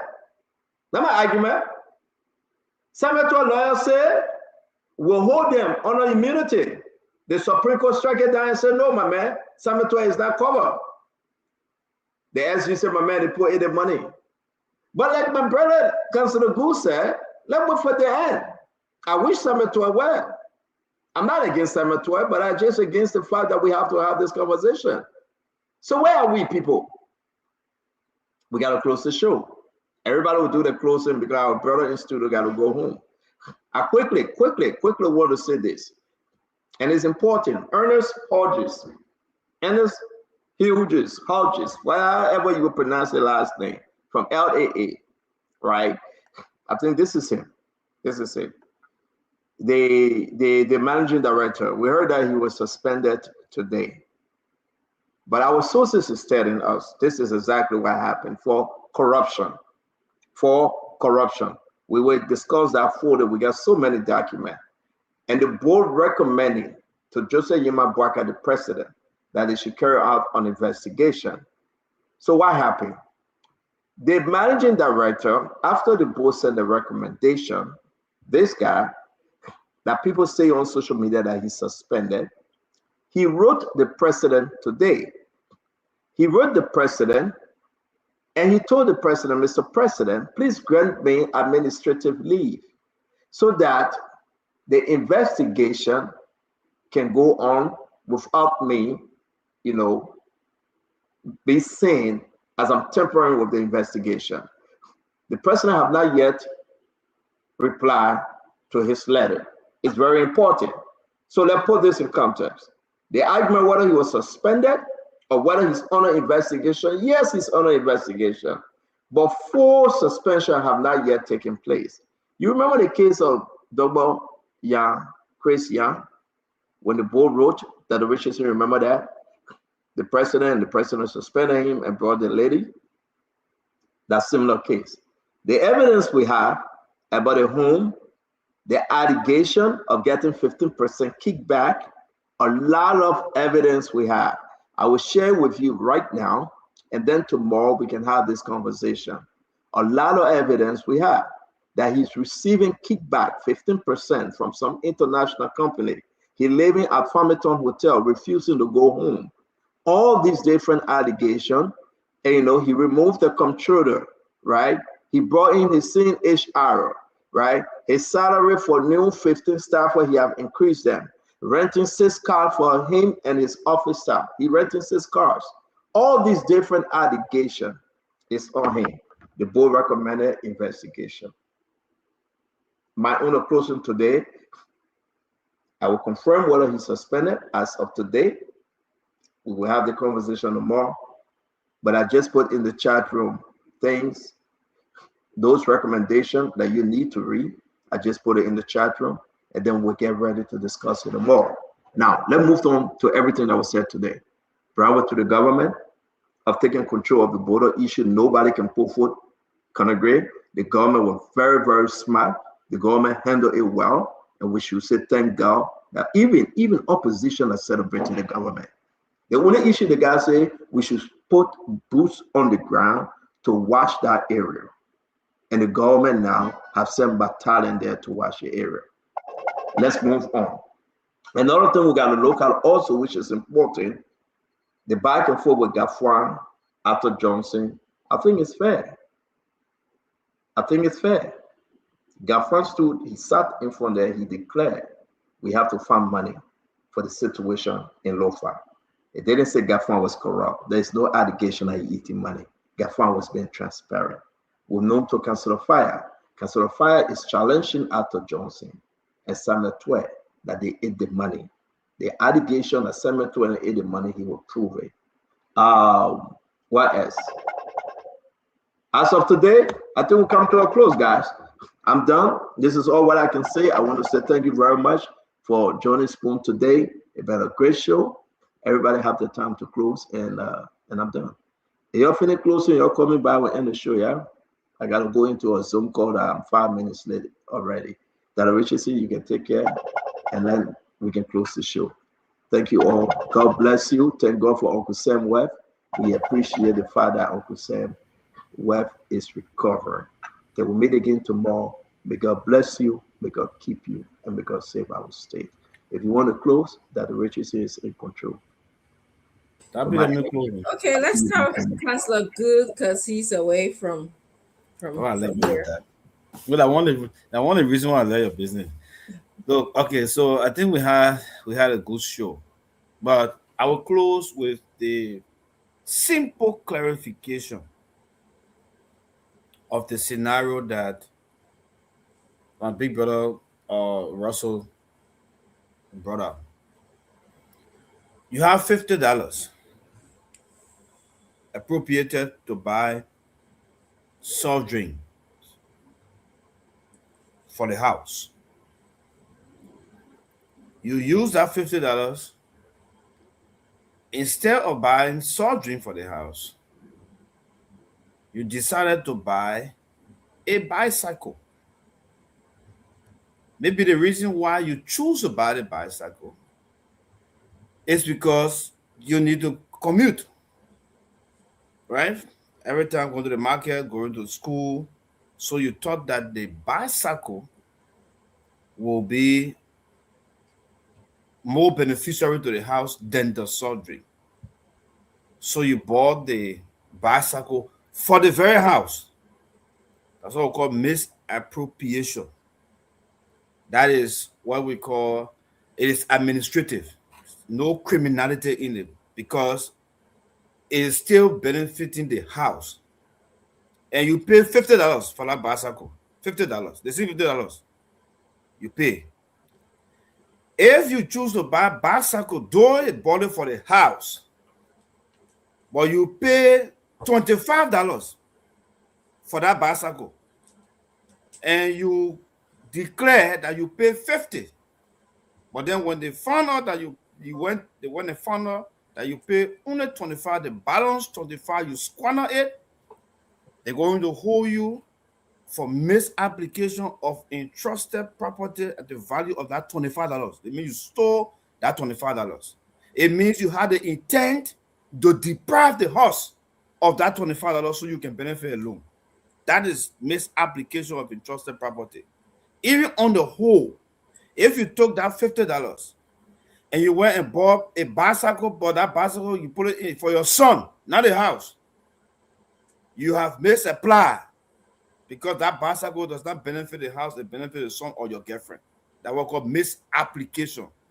But once it fits within the same the same house that should benefit from the surgery is the same house that should benefit from the bicycle, you can only be held probably administratively. You shouldn't have done that. Administratively, they can hold you, but it is not criminal because there is no intent to deprive the owner. The cardinal element of theft is first that you must not be authorized. The taking of the property must be unauthorized, and the intent must be to deprive the owner of that property. So that is the case. Now, to the case we have, the prosecution is saying that it has evidence that the money was not used for national security. That evidence they're waiting that will say all will follow to see.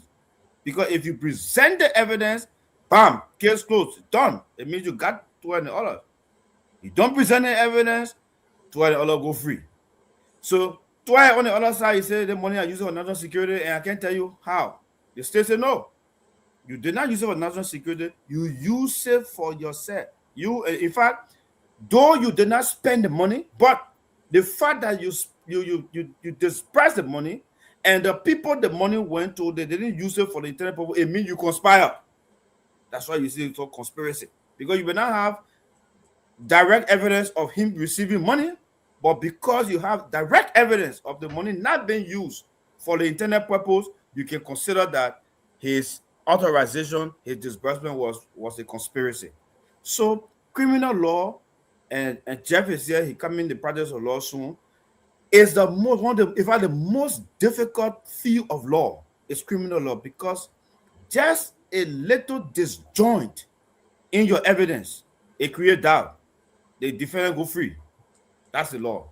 So we want to see a very fair and transparent trial. We'll watch it. It's a big case. We'll look at the evidence, and it will be something that we'll use for the future. So I want to say thank you very much for the time. I think we'll have a nice time, and we hope to see you guys tomorrow. Thank you. Jefferson? Thank you, Dr. Richardson. And Councillor Good, thank you for making this vividly clear that the prosecution will have to prove beyond that Samuel Tweah, after disbursing that money, were able to go back to those head of entities and took the money from them or conspire with them to eat that money. Until then, this case is an empty case being called by the government. I strongly want to believe that this case is highly political. They have no evidence against them of such, and they just want to make a show of themselves. So I'm telling you, you gave an analogy of somebody going to buy something. Thank you, Kev. You raised that point. It was salient. That's it right there. There's money in the national budget, $18+ million. Why is Bwaga authorizing the finance minister to find additional money to spend in Lofa? Why is he being authorized? The money is in the budget. Or you don't even need to tell the legislature because they've already authorized it. They approved the budget. So the budget is a law authorizing the finance minister already to spend the money. So he cannot go to the legislature and telling them that the president authorized me to find money to say. He's simply telling the legislature that the president has authorized him to spend additional money different from the $18+ million that is already in his budget for national security. This is similar. This is what happened. If you ask today, Gafwan, can you show all that authorization that the president gave you to release that money for Lofa? They tell you no, because it's national security issue. And Dr. Richardson, I heard you asking question about whether there were national security issues during the election. Yes, there were major national security issues, major ones. You know that people came in from Guinea, other places. I asked, what were the national security issues? Yeah, so let me tell you some of the national security issues. There were threats on our democracy. You were here when Bwaka made a statement that he would end the country if he doesn't win the election. Oh, okay. You were here. That's a threat on our national security. You were here when the Unity Party murdered people in this country during the campaign. They murder people in daylight. Okay. You were there. Those were national issues. You were here when the CDC helicopter were threatening to be destroyed in Lofa. You were here. Okay. That the Unity Party people, the EFF, were organizing men. Okay. All in this country if they had lost the election. So yes, there was serious security threats.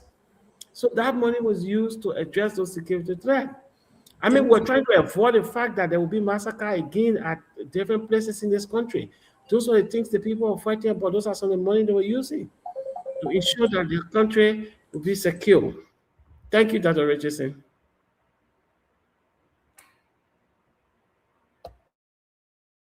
Okay, let me hear. By the line, right? Yeah, let me just hear, because I don't want both of this decision to be together. So let me just hear from Mr. Wilfred Russell. After we just did a sedition, so let's just do another independent person.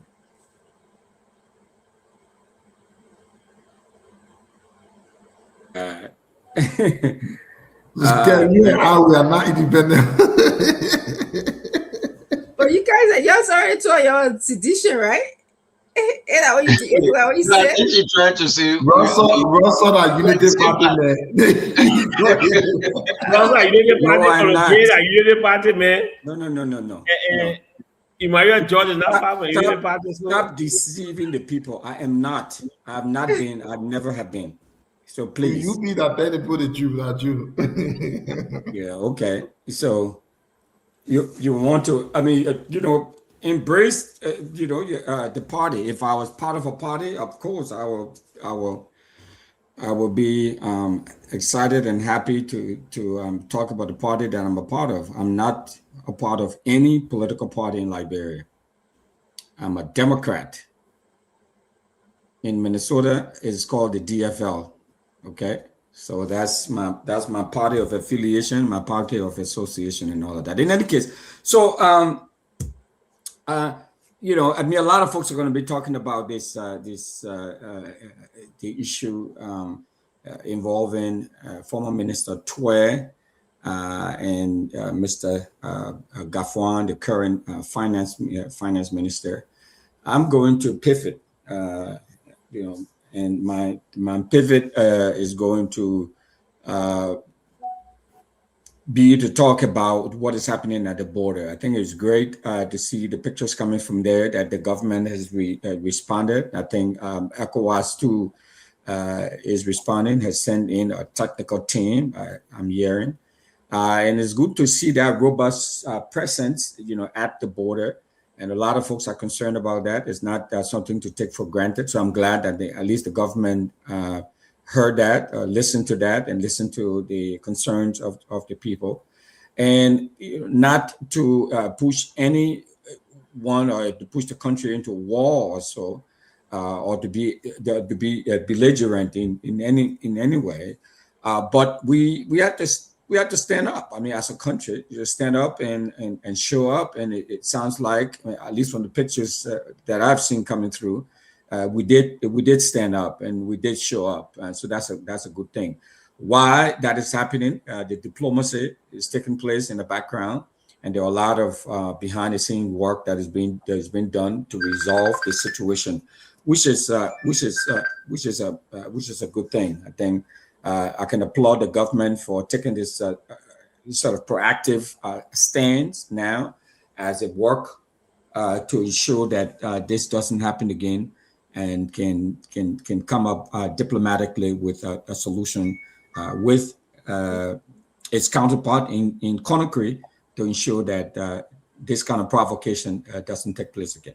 Okay, thank you. And I wish Mr. Jackson's wife, and we all keep praying for her. I wish her well, and I'm glad that things are turning around for her. So we have to keep her in our prayers.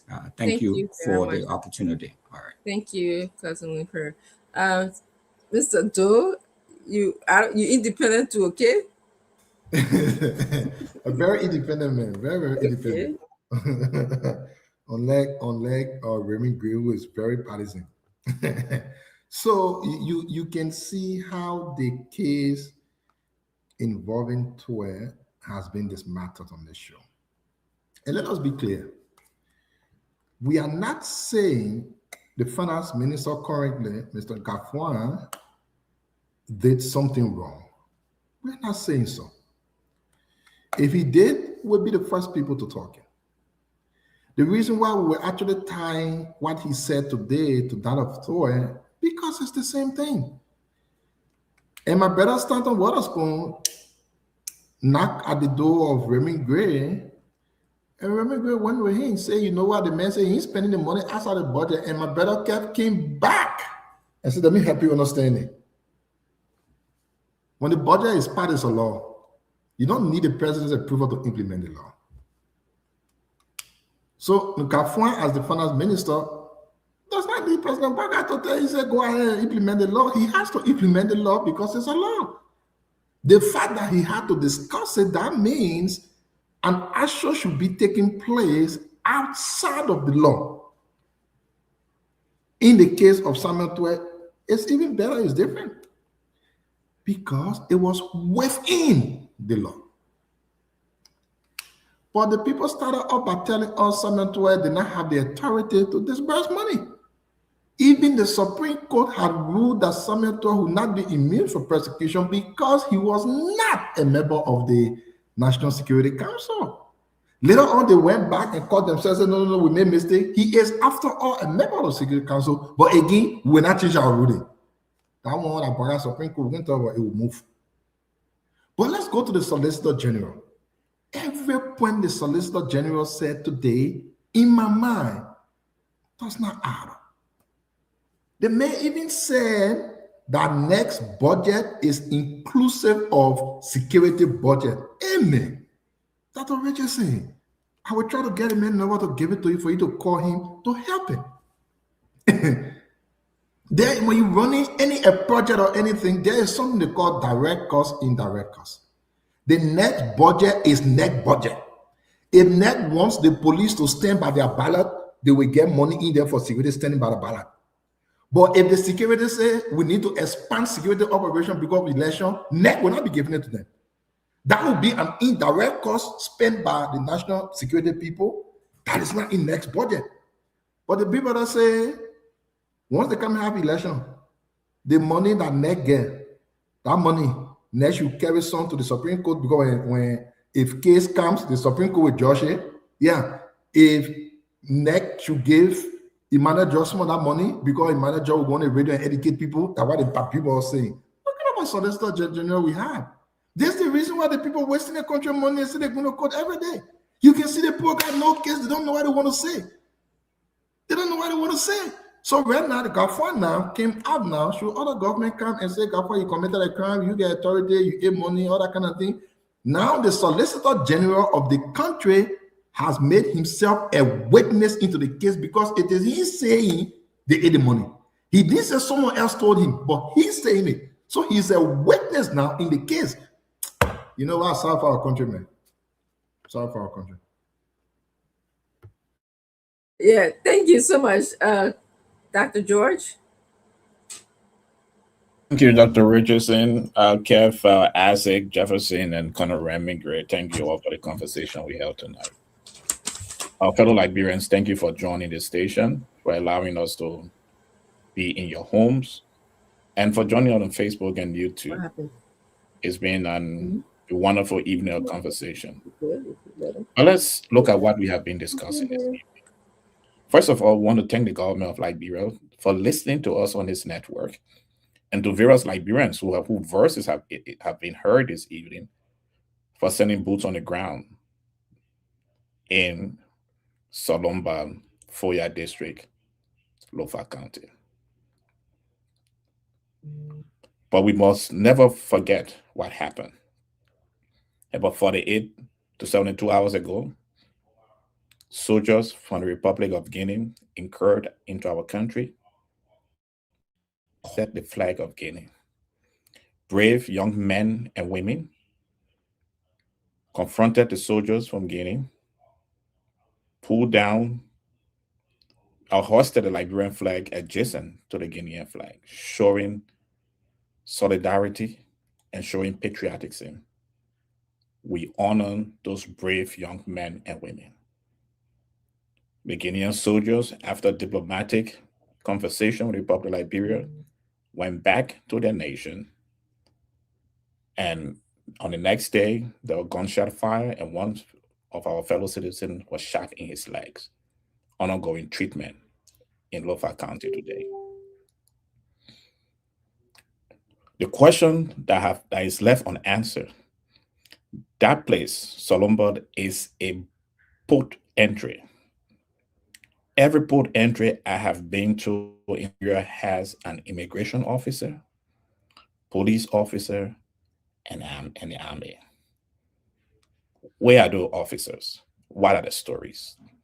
We look forward to the government telling us who the soldiers and immigration officers were that were on duty, and allowing the government to allow them to share the story as to what happened and why they did not stand in defense and protection of the land that is sold to defend and protect. No one is asking for war, but we want to wake up every morning knowing, go to bed every morning and wake up every morning know that our sovereign border is safe and is secure. We also were in a conversation with ex-Minister Samuel Tweah.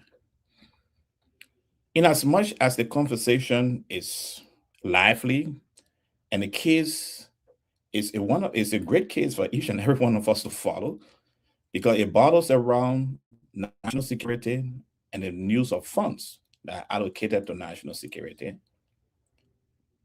It's challenging for those of us who are watching to actually understand which direction is going to, or to know which direction it's going to go to, because on the one hand, we have documentary evidence that the monies left from the Ministry of Finance to the Financial Intelligence Unit. Disbursement of funds is the sole responsibility of the Minister of Finance. That funds, it appears, was approved by the National Security Committee, Council. But what happened? Did the fund go in the bank and left the bank overnight? That's what I think we all should follow. Finally, I tried not to be political, but I think I should as I close with you tonight. I keep wondering why is it that every week and every month there is a corrupt official being found in the government of the Unity Party? What is happening to the judgment of those who are making this appointment? Mr. President, you are the one who appoint these people, because right now they are investigating Mr. Ernest Hughes, who you appointed on October 27, 2025, a couple of months ago, as a replacement in our agency. So something seems to be very, very, very, very missing here, or in a way how the president appoints these people who seems to be tangled in corruption, allegedly, as it's coming from the LAA right now. We pray that this is not true, because it shows that the process of vetting and appointing officers in this Unity Party government is weak, as we continue to have more and more corrupt people being appointed. Okay, Dr. George, please hurry before as a dossier, I give you more time. And this is where I would like to conclude tonight. And this is where we Liberians should now consider Mr. Isana Bende coming in the Alternative National Congress, where you will understand that ministers who will be appointed and officials of government will be vetted. In this case, and continuous allegations of corruption won't be here during that time. Have a wonderful evening. I look forward to this conversation. Thank you so much. As I say, my cousins, I give more time. Okay, Hassan. Yeah, thank you, Dr. Richardson. I think I covered your CMC. You have to get time. I want to address that that security issue that I think Dr. Richardson spoke about it, and I think Dr. George, you also said there was no national security threat during the election. But bear in mind that when there's an election, you have to put your security on alert, because during election time, that's the time that people, we talk about people want to go against political party to political party, election violence, all those things come in place. So you have to put that system in place just in case it happen. We know in different countries, political violence happen. Even before the election, you saw what happened in Monserrato with this gentleman Joshua that got killed from the Unity Party folks. You saw it, And two, you have to pay those people 24 hours around the clock. You have to put them. They have to be to all police stations. They have to be around the country. It happened in America, yeah. When there's an election time, you can see when you go down in DC, you see every corner you see security. Every corner you will see security. And Isaac said it right. It's not to go because if something happens, it's to prevent incidents, so prevent things to happen. For example, let's say with the President of America giving the State of the Union, right? Some of us that are around this area, we see everywhere, police everywhere, in Maryland, DC, Virginia, everywhere. That's national security there. That more money they're spending because people working over. Some of us get police friends. We know they do overtime. They do it. It happens. It's the same thing. So we don't have to wait until something happens, right? And even in the medical field, you get scientists there now, even they're spending money, in the healthcare, they're spending money. Scientists they're looking for drugs, try to create drugs for potential sickness to come. They're doing it. They're working on it 24 hours. So those things happen, So when it comes to national security issue, it's not just to go because something happened. It's to prevent something from happening, and that's why you see it. So I think those said it right. In terms of Samuel Tweah case, it's certain. I don't know if I will say right, but it's certain formula that you need to get. We were in nursing school. They have something they call D/H × Q, right? you know, dosage where you get and the quantity. We get our hand in the quantity.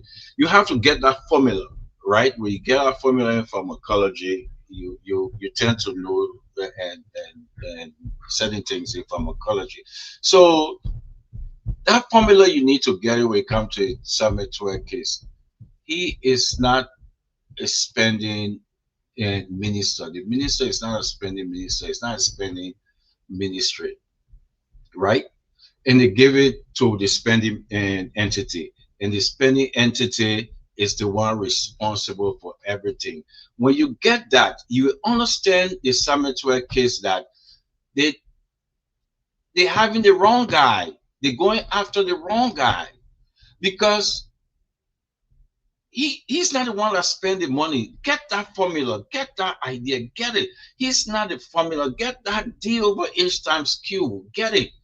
Get it in your mind. When you get it in your mind, you will understand that when CDC, when we talk about witch hunting, that's exactly what we're talking about.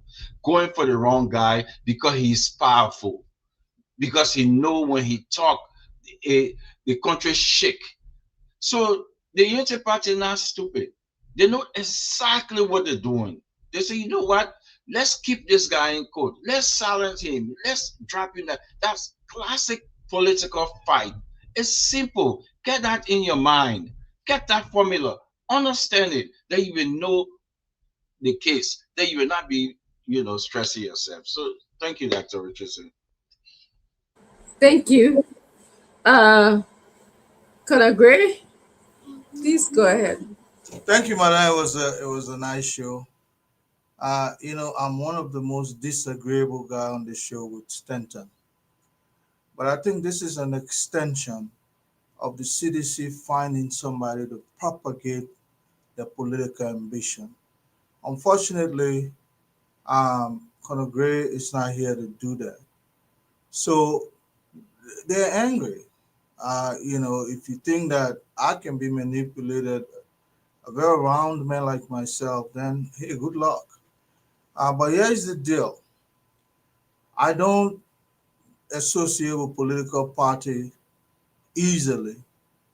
The only thing I would tell you is that my political party is the Republic of Liberia. That's why I'm so angry that since 2005, we've been raising an army. We have a very vibrant society with some, where they say about 60% of the population, you understand, falls within that youthful population. Yet we can raise up to even 10,000 military forces to be able to counter some of the aggression that came to our border. Everybody wants to join political party. They want to go to parliament. Some people want to go to the legislature. The only thing they will ask you, what's your party? My party is the Republic of Liberia. If you conscript me today, I'll go back into the AFL and I'll be willing to share blood, my blood, for the Republic of Liberia. I don't have to join political party. I don't, I'm beginning to feel funny about politics and especially party. So you targeting the wrong person. How can't we as a nation be able to raise up to 10,000 very vibrant people? That's why we have to be able to go and use other very, very, salient, moves to be able to recruit people. People who were caught up in our civil war, who were kids, they're adult now. Some of them don't have high school diploma. Here in this country, they have an aptitude called GED, on general education development. They teach you how to read and write, and then they equate you to be a high school student and you can be able to serve in various capacity, just as somebody who went to high school. We need to inculcate that in attracting some of the very, very youthful population we have into our workforce, primarily the armed forces of the Republic of Liberia. Other than that, people will be kicking our behind. And let me say this, here in this country, the defense budget is about some X amount of trillions of dollars. but still, people will use money. Nobody budgeted that there was going to be an incursion through Lofa. Definitely, they didn't put that in the budget. Budget are drawn on line items. They identify piece by piece what's this for, what's that for. Anything that comes after that fact is considered contingency. I remember when the president of the Republic of Liberia asked Minister Gafwan to make 500,000 available to the University of Liberia. It's not budgeted on a line item. There was a lateral move, dress right dress, because this was somehow compelling that they provide that money. So when people are making the argument, at one point you say it's budgeted for everything. National security was identified. If you want to tell us that, including the election, if you want to tell them there was some contingency situation when the elections came into being, then it's yours to tell us what. If you can't do it, then you have no case. That's why they're accusing you now that you used the money, you stole it because you converted it for yourself. You prove to that guy it's not so. You see, I use it. And that's all they're asking for. And smart lawyers will always put you on the defense. You say you're not talking. You can't identify what you mean by national security. You are compelled by action now to be able to say what I meant by national security. You can do it behind closed doors. This was what I meant. This was what we use it for. Otherwise, it's your word versus the accused or the accuser. And I don't see any reason why anybody would see that difficult to do. If I use it for something, oh yeah, the president gave me my proof. These are the individuals that were there in that national security meeting. Well, madam, we have an interesting country. We should be able to love the country more than political party. I don't care. I don't want to use the word, but I don't care about political party. I want all the youth that we have to be somehow conscripted to serve the country. Then they will have feeling for the country, not political demigods or individual. Liberia is drowning because we don't love the country. We love the political, individuals that make our politics or our party. I hope young people will serve their country so that they will have that feeling, like the Israeli, like Palestinian, like even Guineans. They conscript you. You have to serve the army. Thank you, madam. Yeah, I can have a discussion on another day about political parties. Kind of gray. But I just want to close by saying a few things. I want to say bravo to Madam Lassana. She resigned today.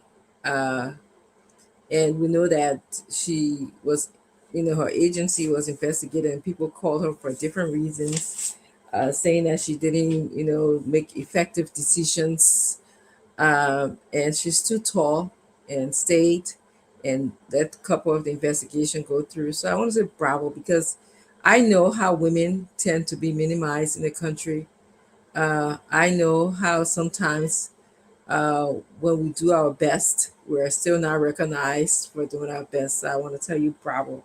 I think Stenton asked us the question of who we think might make sense to replace her, who might make sense to replace her.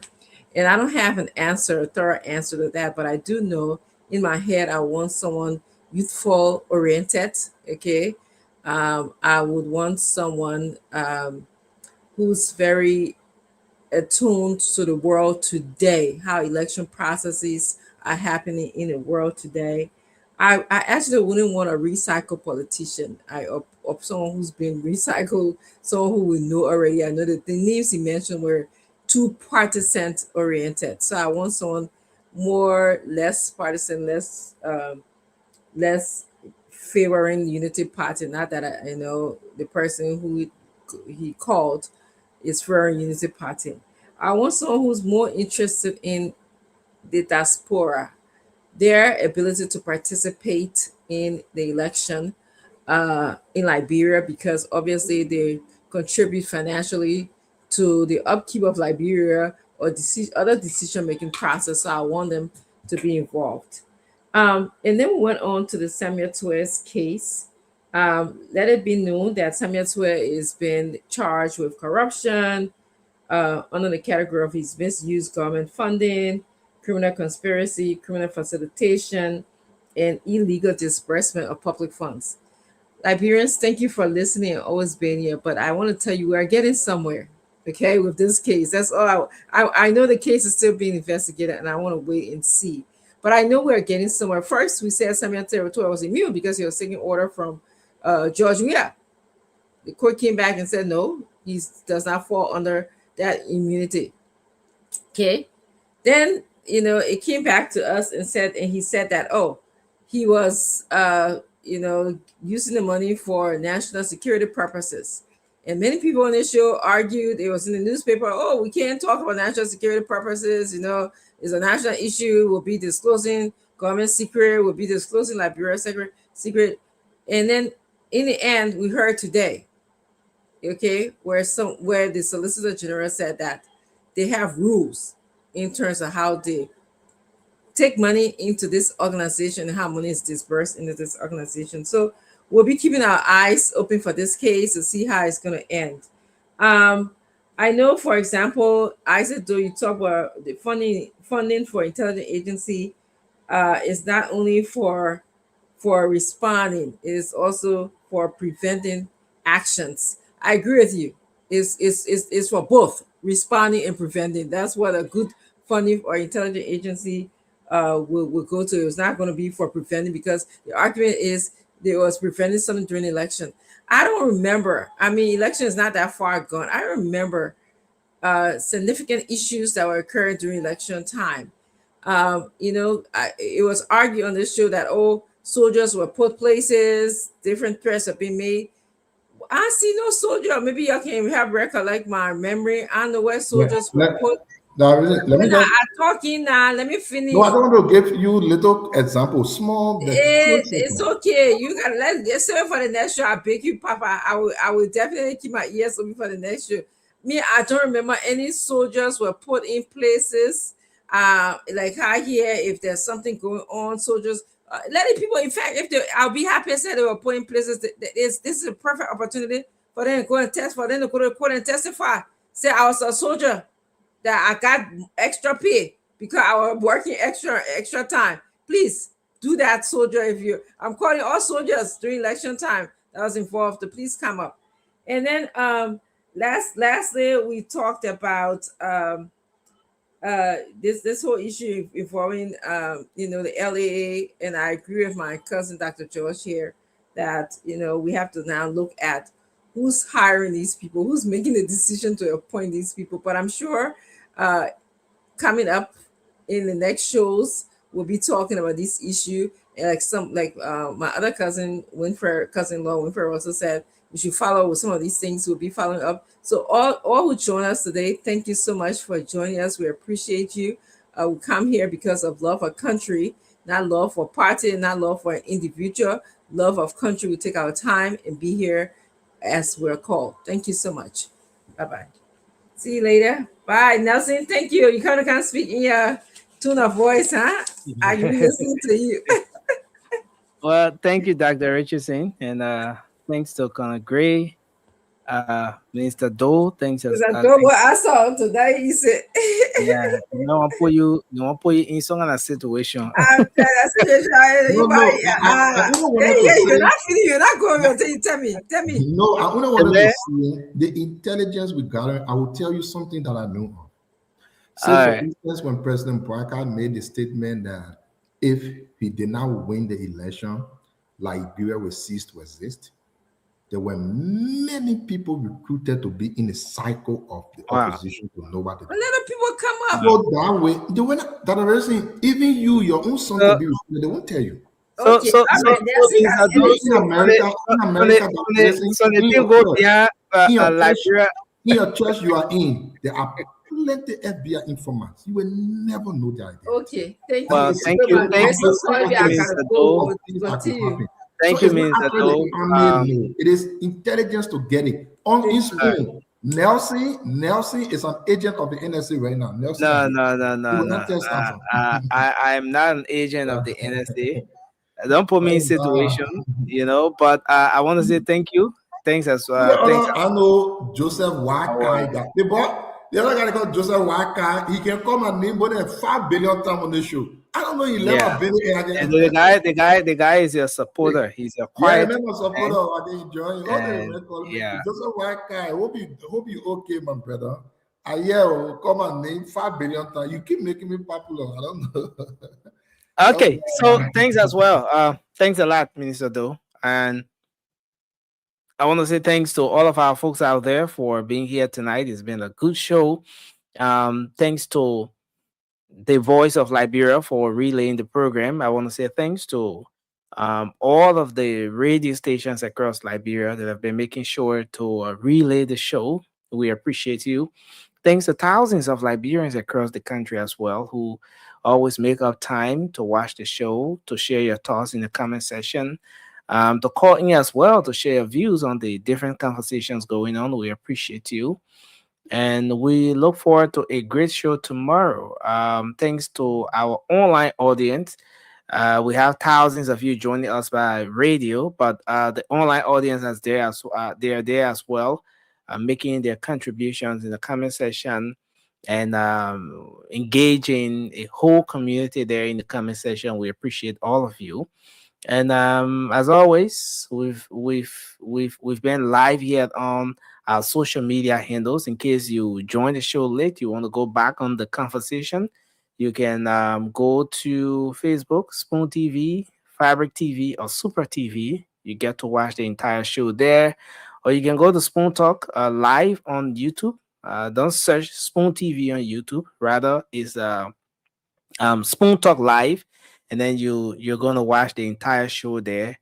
And we ask you, if you're on YouTube, kindly subscribe to our YouTube handle. If you're on Facebook, we ask that you follow our different our different handles on Facebook. So if you're following Spoon TV, for example, go to Facebook, follow Fabric TV, follow Super TV, because there we get to bring you all of the happenings here, every single edition of Spoon Talk.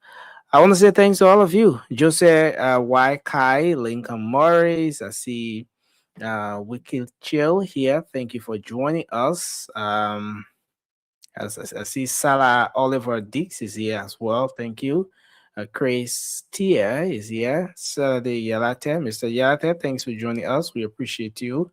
I see so many of you here tonight. Thanks for being here. Mona Colette, thank you for joining us. I'm seeing Morris, Lincoln Morris is here tonight. Elizabeth, thanks for joining us. Ruben Williams, we appreciate you as well. Per Kimber, thanks for joining us. We appreciate you. Thanks to all of you, always making up time to be here with us on Spoon Talk. The invitation is yours to join us tomorrow for another great show. Until then, have a good night and bye for now. Oh, yeah. Spoon, yeah. Don't touch spoon. You want to get a news of it? Don't touch spoon. Yeah. Rastafari.